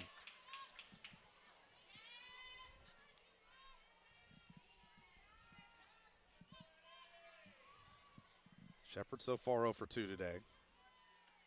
Off speed, down the line, just missed potential extra bases. Coach Allister did her best impression of a third base umpire there, but it didn't work out. Caroline O'Brien had that third base line fairly well covered. Foul by about, I'd say, 1.5 feet outside the bag on that grounder. Fastball catches the corner. I'll tell you what, you're talking about, again, it's a lot of finesse and a lot of location that's been Castor's, a lot of her success this afternoon. But it seems like as this game has gone on, the ticks and velo seem to be going up for her. 1-2. And gets Shepard late there for a big strikeout. She did. Again, you're right, Jordan. That was velo. And just to be able to get the 1 through 5 hitters in the Stanford lineup, struck out 4 times collectively. I mean, that's news. That's newsy. Saw Chris Ganoff come out the dugout. Now she does again. We'll see if they're going to make a change here in the circle potentially or not. As it looks like they will. Looks like Brianna Weiss, the freshman. Oh, a big-time moment and a big-time change. First off, again, you see the 3 spot on the board. You have to tip your cap to what Michaela Castor has done with the Stanford lineup. But as we have seen, because of how dynamic and how dangerous this lineup has, you just can't keep them down for so long. And you want lefty on lefty here, the left-handed laden Stanford hitters, and you bring in a lefty, and that's Brianna Weiss, a sophomore from Placentia, California. That's near Anaheim in Southern California. This is her 19th appearance of the season, 54 innings. She has 7 starts in those 19 appearances. This is obviously not a start. 21 walks, Jordan, 71 strikeouts in just the 54 innings, and they're looking for a strikeout here. It will be her 3rd time in the circle this weekend. Went 2 1/3 back on Friday, and also went 2 innings on Saturday. Saturday gave up 2 runs on 4 hits, 4 strikeouts, so she is capable of doing it. But again, those runs were a big part of the equation because it was Kamzik that came in later on in that game. And when she was in, that's when Notre Dame got the run, so Kamzik was the one that got rewarded the win. But Weiss, and 3rd time that she's pitched in Stanford Softball Stadium this weekend, and stepping into a big situation here. Barry, the go-ahead run, is at second, and River Mailer at the plate. And the first pitch outside for ball 1. And Jade Berry really bouncing off that bag when it's legal to do so. She's thinking, I want to make every effort to be able to score on whatever is hit by River Mailer. And she will be going on contact with the 2 outs. At first, Weiss will have to find the zone. A 2-0 count in favor of River Mailer. Weiss lanky. There's a lot of whip action to that pitch. Inside, that's going to get all the way to the backstop. And Jade Berry can coast into 3rd. Now a dangerous situation gets even worse if you're Notre Dame. One, you have a runner at 3rd base, but it's also a 3-0 count at the plate to River Mailer. Ava Gall waiting on deck, hoping to get a chance to swing here. A big cut there by Mailer. Got the green light on 3-0. And that was tentative, that swing. Again, you got sort of a bit of a cross-the-body release from this pitcher. Unusual sight line for a left-handed hitter. In on the hands. A job here by Weiss to fight back.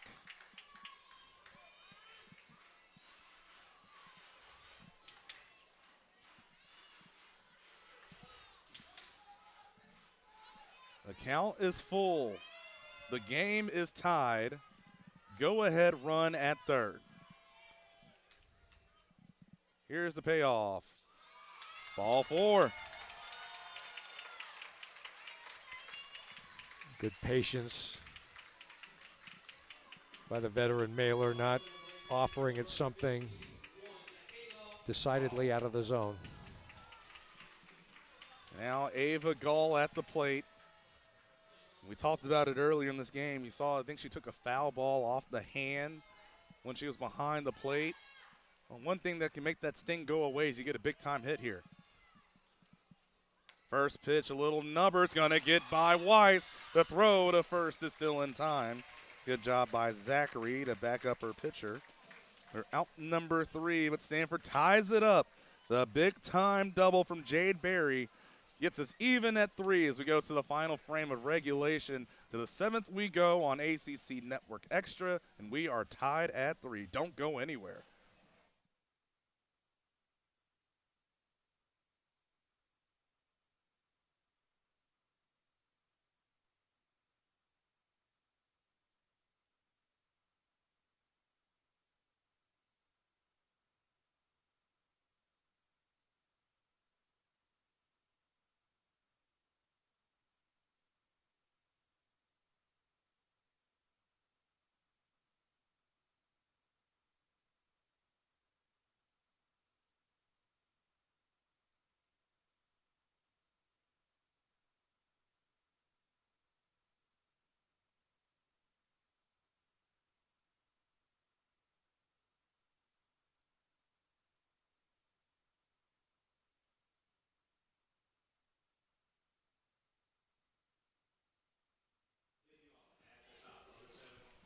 Who said low-scoring games can't be fun? Here we are going to the top of the 7th. Stanford ties it up with back-to-back runs, or runs in back-to-back innings. We're tied at 3 going to the 7th, and John Platts will take it away with play-by-play. 7 innings may not be enough to do this one. If it isn't, Jordan will be back with you in the 8th. But here we go to the decisive 7th inning for Notre Dame. 2, 3, 4 in the order. Caroline O'Brien, Ava Zachary, and Sydney Peck against Anna Brewer. Second of 2 Stanford pitchers today. First pitch to O'Brien is over for a strike. Count of 1-0. O'Brien 0 for 3. Grounded to third, struck out, and was retired on a diving catch by Emily Jones her last time up. Brewer's pitch is over for a strike. And quickly, Brewer is ahead of Caroline O'Brien, 0-2. She's just riding that momentum that she had from that last inning in. Very efficient to get the 3 up, 3 down. The 0-2 pitch from Brewer, that stayed away with a fastball, a count of 1-2. 3 runs, 3 hits, 1 error for Notre Dame. 3 runs, 4 hits for Stanford. Low hit game for both teams, but Stanford hitting .331 as a team coming into the game. That's news. Ball is lined foul on 0-2, or 1-2 I should say. Foul ball from O'Brien, and we'll do it again, 1-2.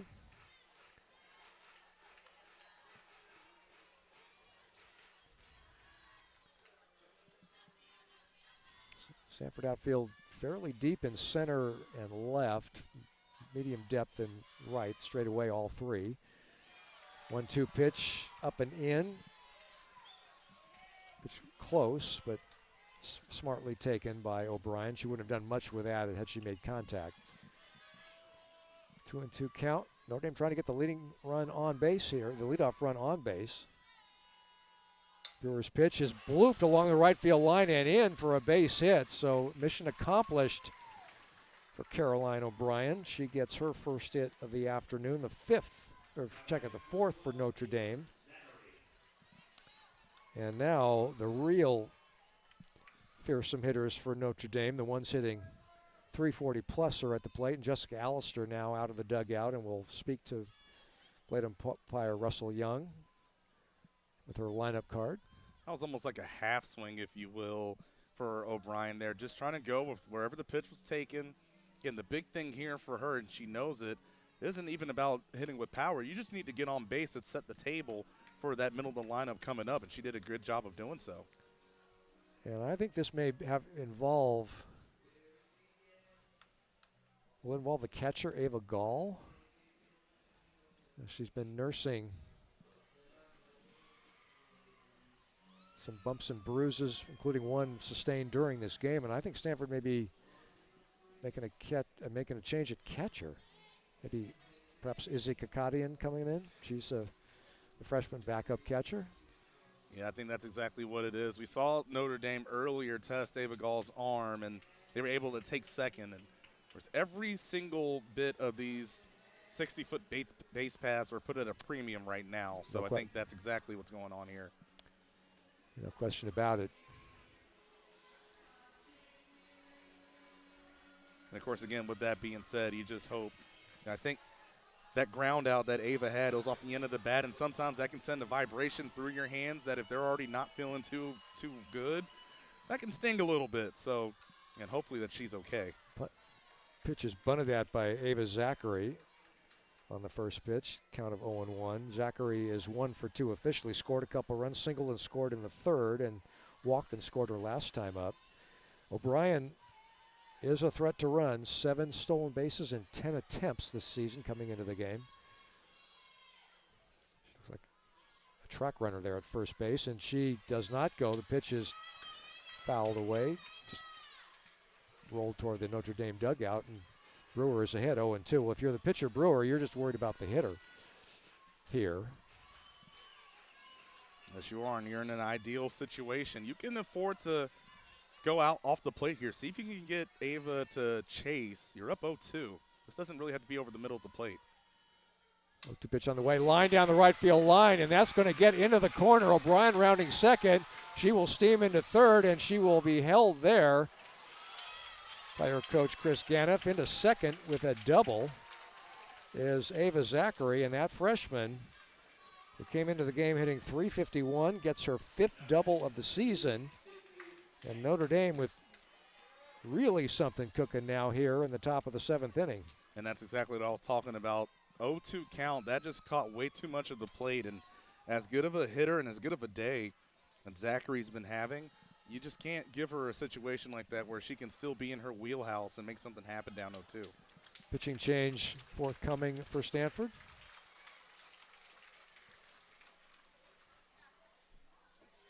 It's like Zoe's coming back out.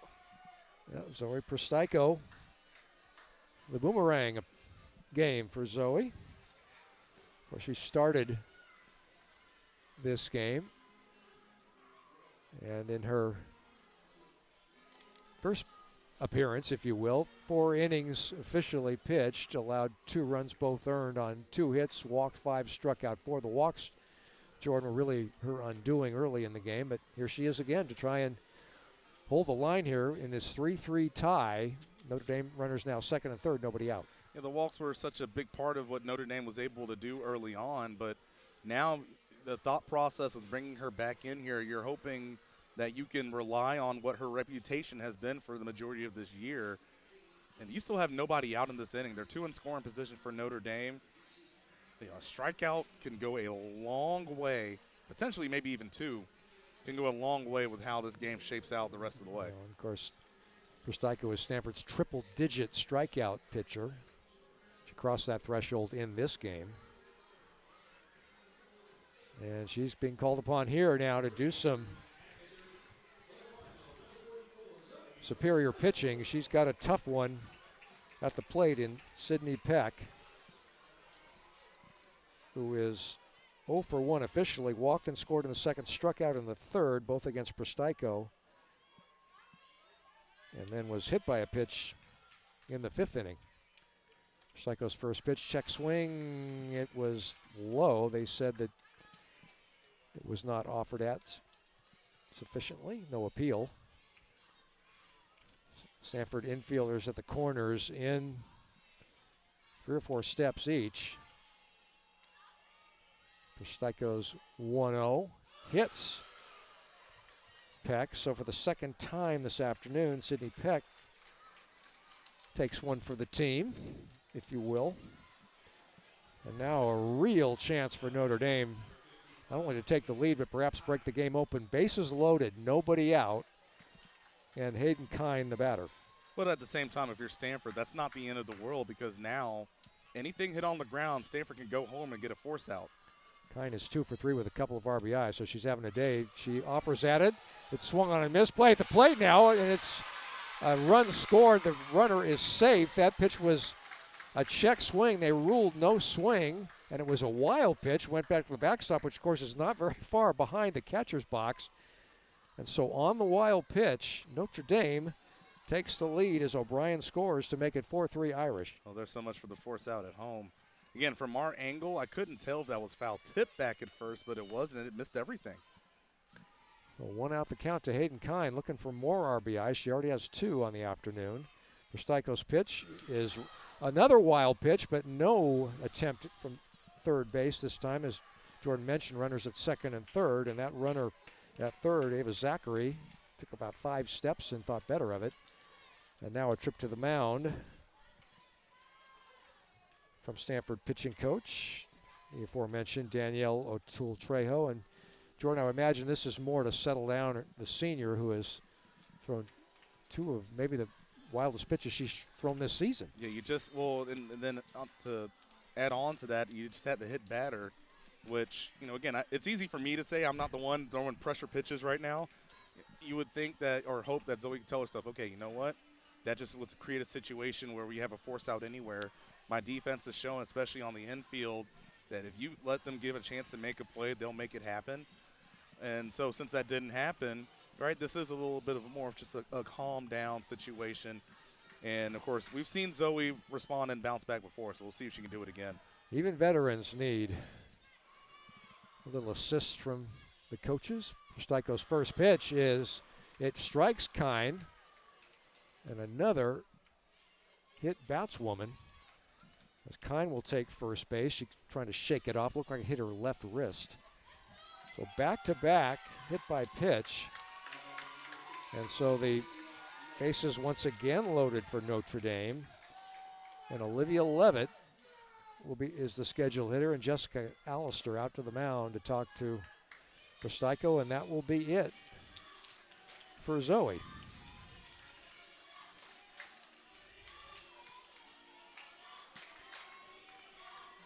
And Ava Belante will assume the role in the circle. She pitched here yesterday in Stanford's 8-4 loss. She went she went 1 inning, gave up 1 hit and a run. It was earned.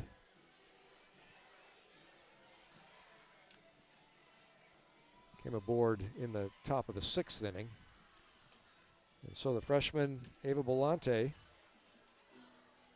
try and keep the Stanford deficit at 1 run. Irish leading it 4-3 here in the top of the 7th.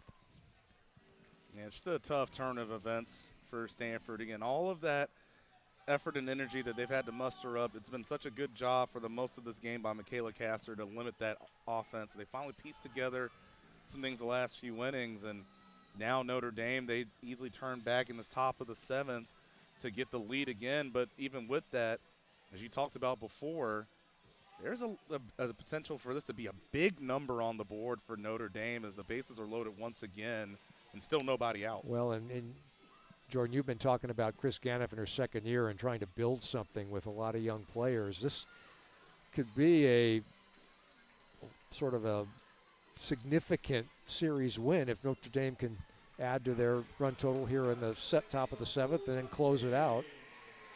I mean, it would already be their 3rd ranked win of the season. Of course, one of those happened just yesterday, and then they beat Liberty earlier as well this year when Liberty was ranked 23rd. So Ava Belante called upon to try and stop the bleeding for Stanford. The first pitch off speed and over for a strike. Count of 0-1. Belante, freshman from Redwood City, that's near the Stanford campus, attended St. Francis High School just south of us in Mountain View. And probably faced Olivia Levitt, the hitter at the plate. They both participated in the same sports league, the West Catholic Athletic League. Levitt at St. Ignatius High in San Francisco, and Belante at St. Francis. 1-1 the count now to the right hand hitting Levitt. Pitch is outside as Kakadian tried to frame it unsuccessfully. Count 2-1 now. Levitt officially 0 for 1, walked in her first 2 appearances and then fouled out to first her last time up, but in a position to hurt Stanford here. Belani into the windup, the 2-1 action. Pitch is lifted to center field, medium deep. Jones under it, makes the catch. Runner tagging at third and will score. Now the runner between second and third is caught in a rundown. Throw back to second base is in time. The runner there retired. So Notre Dame takes the lead 5-3 as Zachary scored on the sacrifice fly. Peck retired. The play will go 8-5-4 for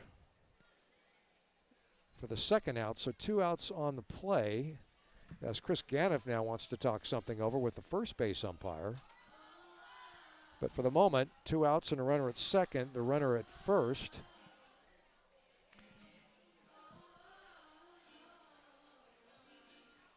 I'll check that as Ganoff has had her say. The runner at second base, and see if we can sort this out. The runner at second, Peck, is still standing there. We think she's out. I think it's going to be a replay here, Jordan. If you want to correct me, feel free. Well, the play is under review. The thing that's interesting, though, is to your point, that it's a challenge from Chris Ganoff. Usually in a situation like this, you'd think that it'd be coming from Jessica Allister if she would be trying to see if a runner left early. But that's not what's going on here. So I'm curious if there's anything that happened behind the plate potentially. We saw catcher's interference earlier in this game. Is this another situation where we had something like that again? I wasn't fully sure. Well, the scoreboard's got 2 outs registered, but we've got the runner standing at second. Was the runner called safe at second on the field? Runner was ruled out, so maybe that could be the situation. But again, even when the challenge signal was put up, the point was more towards home than it was second. Maybe some interference there. Somehow bodies getting tangled up.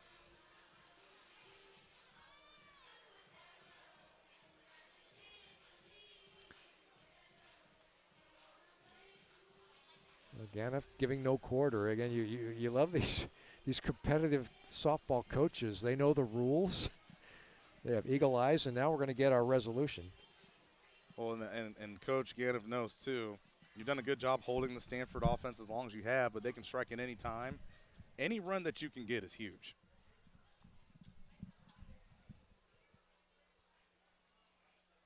So it looks like it was the challenge going back to second. But the runner is out. I mean, that was such an interesting scenario there as well. But give credit to Emily Jones from the standpoint of she looked at home, knew there wasn't a play there, and threw behind the runner, behind Peck over at second. So Hayden Kine remains at first base. She was hit by the pitch the prior at bat. So Notre Dame has pushed 2 across here in the top of the 7th to take a 5-3 lead. 2 out now, Kine at first, and give Olivia Levitt credit for a sacrifice fly and the RBI. And Rebecca Eckhart is the scheduled hitter. Well, Stanford's going to have work to do if they want to avoid dropping this 3-game series. They do, but also let's put a pin at that play at second base because, again, that could be just a 1-out situation with runners in first on second for Notre Dame. So, again, as good as Stanford can be, maybe they found something they can build on these last 2 innings. You give them just a little bit of breathing room and a chance to make something happen. They can strike at any given notice. Well, Emily Jones, who made a scintillating diving catch earlier in the game, makes a perfect throw to precipitate that rundown, and Jade Berry got it and threw it quickly back to second to record that second out. So, meeting at the mound now amongst the Stanford players and the infielders, including the pitcher and catcher. I think, Jordan, we still have replay resources being accessed. Yeah, they went back over there now. We saw the out call at second base, so maybe there was. Unless there's something else going on.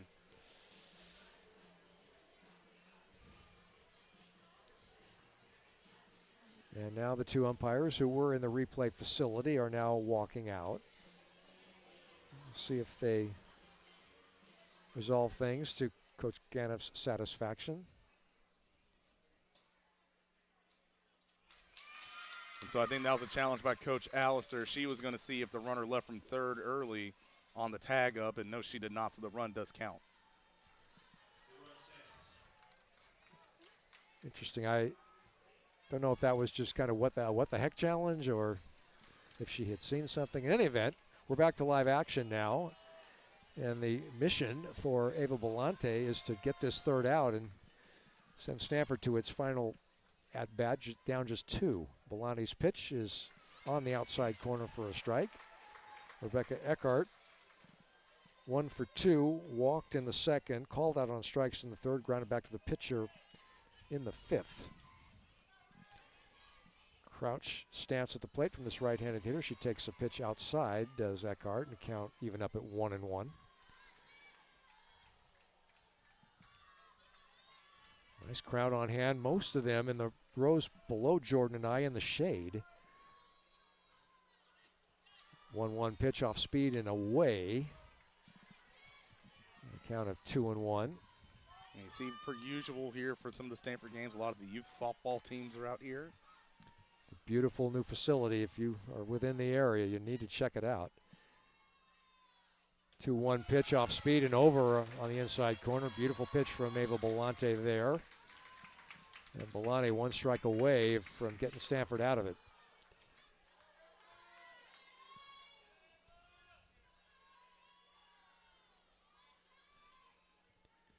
Wanting into the wind, the 2-2 pitch is lifted to left field and fairly deep. Back goes Perez. It is gone. And Notre Dame does get the big swing here in the top of the 7th inning as Rebecca Eckhart circles the bases with her 4th home run of the season. RBI's 14 and 15, and Notre Dame has broken it open with 4 in the top of the 7th. They lead the Cardinals 7-3. Rebecca Eckhart shaking down the thunder from the sky. A 2-strike situation. You think Stanford might be able to get out of this with only needing 2 runs in the bottom of the 7th to keep it going. And I tell you what, she put a great swing on that one to get it out of here. Yeah, she got the backspin under it, and Perez shortened up about at the warning track. She knew it had the distance. Avery Houlihan, the batter, fastball outside, 0-1, or 1-0, check that. But again, another situation where you have 2 strikes in the count. You don't really need to live over the plate. See if you can get Notre Dame to chase something. That was a 2-2 count. You have a ball to live with, and nobody in scoring position at that point because of the double play you had earlier. Pitch is chopped to first. Fine backhanded play by Taryn Kern, and Kern runs over to first to retire Houlihan, but not before Notre Dame pushes 4 across here in the top of the 7th inning. They do it on 3 hits. There were no Irish runners left on base, and our score going to the bottom of the 7th inning, Stanford's last chance, Notre Dame 7, Stanford 3 on ACC Network Extra.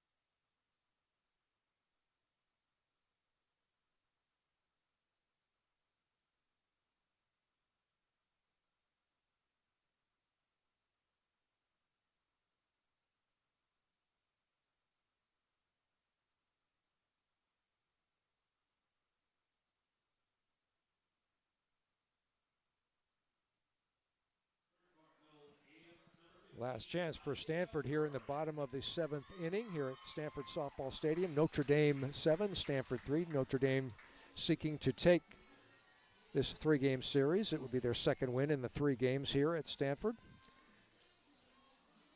I'd like to remind you that the next series for Stanford on ACC Network Extra is in Chapel Hill next week, Friday, March 20th, Saturday, March 21st, Sunday, March 22nd. First pitch of this bottom of the 7th inning from Brianne Weiss is over for a strike, 0-1. Go to gostanford.com for details as the journey of this Stanford softball team will continue on the East Coast. Weiss's pitch is swung on and fouled back to the screen. Maria Perez, the hitter for the Cardinal. The number 8 hitter. It'll be Perez, Kakadian, the next scheduled hitter for Stanford, and then back to the top of the order. And current Stanford would love to get base runners on, multiple of them, before the batting order flips. Weiss's 0-2 pitch is line foul, almost hit the on-deck hitter, Kakadian. Look out. Well, you talk about that North Carolina series, so Stanford pretty much going to do the opposite of what Notre Dame has done this past week, where Stanford's going to start their spring break coming up. So they'll stay out in North Carolina probably that whole time as they have a midweek game with East Carolina before playing Duke to round it out. The 0-2 pitch is away from Weiss. Count now 1-2. Perez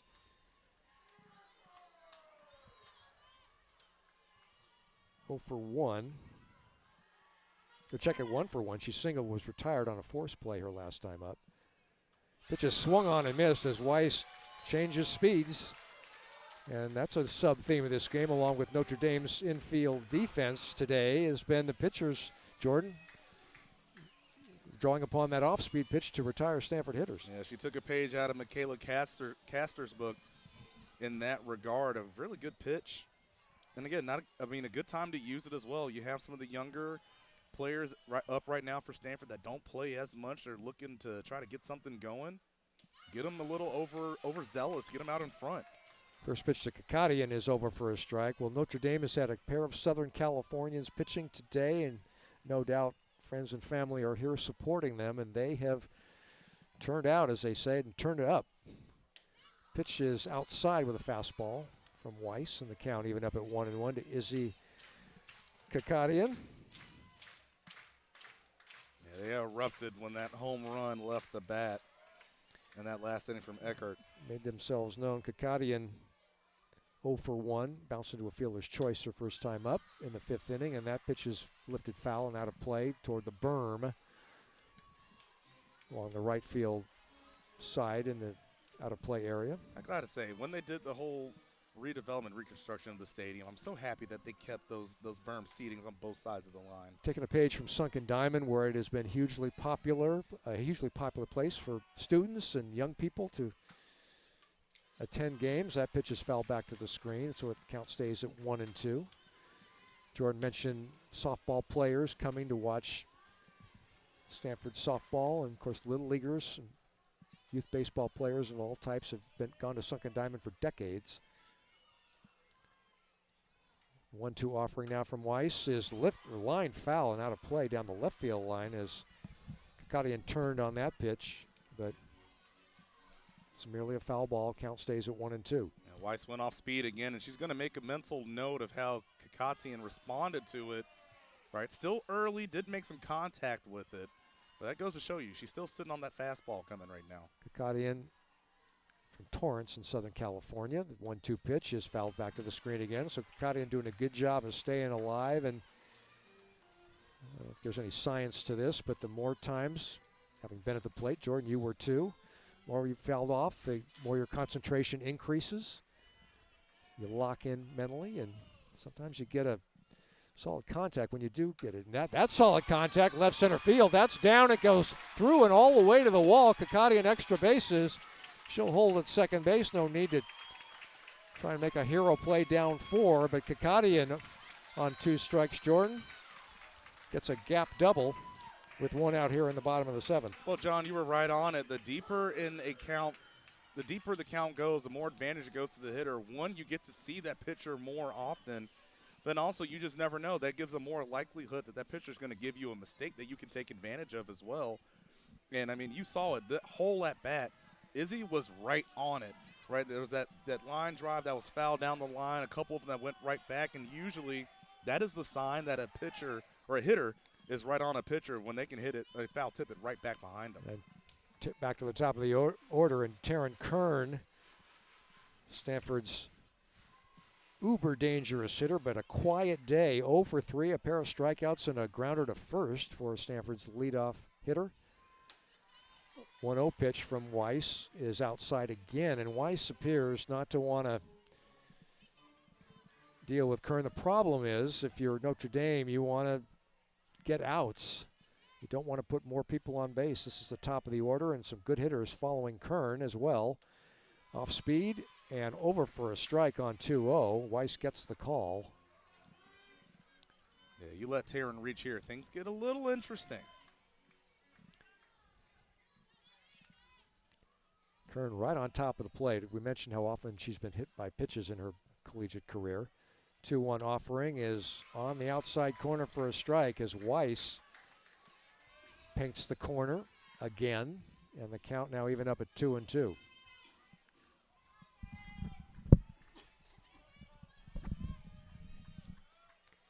Cotting at second.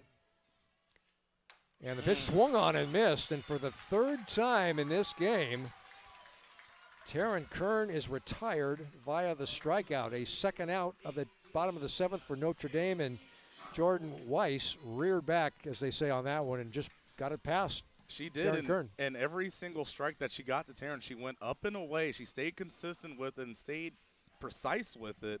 And then to your point, put a little ticks in the velo on there as well to get it out. But a good job of pitching there.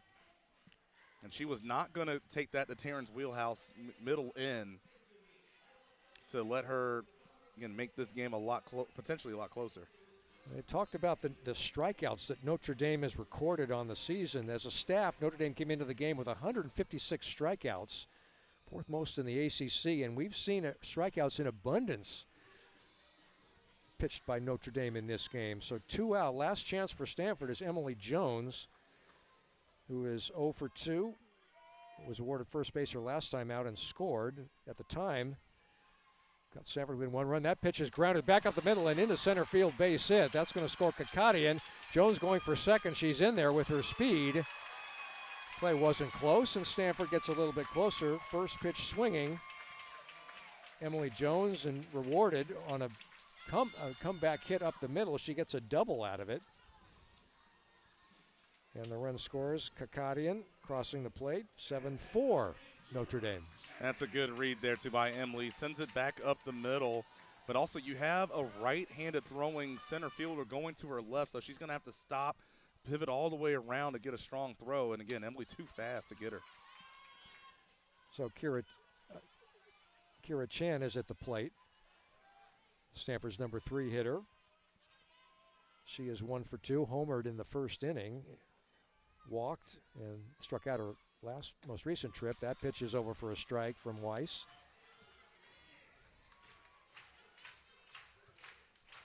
And Weiss has a lot of whip action, a lanky pitcher. And a bit of a different look for hitters. That pitch is fouled back to the screen, and Weiss now 1 strike away from ending this one in Notre Dame's favor. We'll see here. Sorry, I was just going to say, we'll see here if Weiss, she goes off the plate here. Again, a 1-2 count. We talked about this a lot when Stanford was in the circle. No need to really be around the plate right now to such a good hitter. Weiss into the windup. The 1-2 is high. Good stab by the catcher. Eckhart. Count 2-2. Notre Dame 7, Stanford 4. Each team with 6 hits this afternoon. Notre Dame 1 out away from ending this one. We're in the bottom of the 7th. Weiss's pitch is lifted along the right field line, but right there is the right fielder, Peck. And this one is in the books.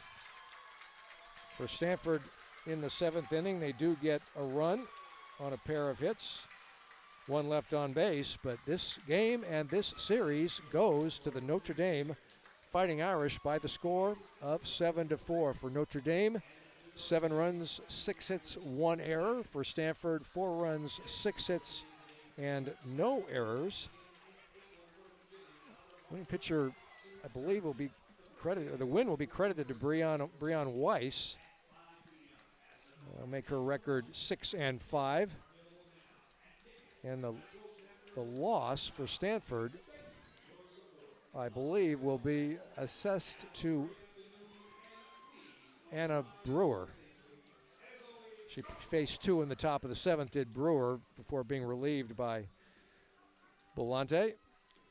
And so Jordan for Stanford, I guess for the story is Notre Dame. You had mentioned early on this Notre Dame team under Chris Ganoff has some obviously talented young players. They have occupied the lower rung of the ACC standings, but here a March win against a ranked Stanford team, taking 2 out of 3. It's got to have the people over in that standing along the head coach and along that left field line feeling pretty good about themselves. Without a doubt, and again, I want to give so much credit to Michaela Castor for the work that she did to keep that dangerous Stanford offense as quiet as she possibly could for as long as she could. But again, coming into this is win number 101 in Notre Dame's story program history against a ranked opponent, 2 of those coming this weekend. And they're sending a message, I think, to the rest of the ACC. Obviously, like you said, they're projected to finish lower in the ACC this year. And now here they are taking a series on the road against a team that's supposed to finish 4th. You know, they're not going to go down without something to say.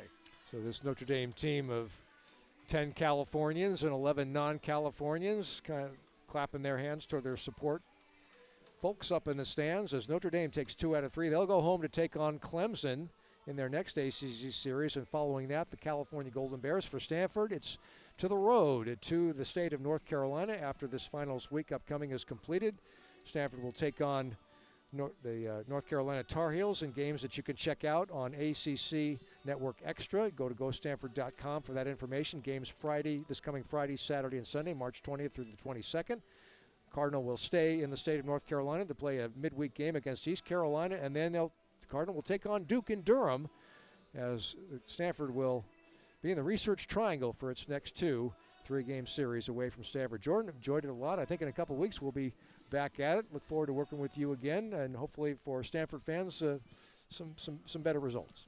Without a doubt, and again, I think, you know, obviously one part of it's going to be you got to limit the free passes. I was going through some of my notes. I believe of all the free passes that Stanford gave up, 2 of those came around to score, and of course one of them actually drove in a run. And if you look up at a scoreboard, that's 3 runs right there. The difference in the game, 3 runs. Yeah, a rare off game for Zoe Prostyko, Stanford's starting pitcher in this one, who has been just terrific. Had only 18 walks and 97 strikeouts coming into this game as Stanford's first game of a series starter in 63 innings pitched, 18 walks and 97 strikeouts, but a far different result today in terms of being able to control that strike zone pitching. So we've enjoyed it. We thank you for being along for the ride. We invite you to join us again on ACC Network Extra for future Stanford broadcasts beginning this coming Friday night in Chapel Hill, North Carolina. For my partner Jordan Watkins, I'm John Platts. Thanking you for having been with us. Once again, the final score from Stanford.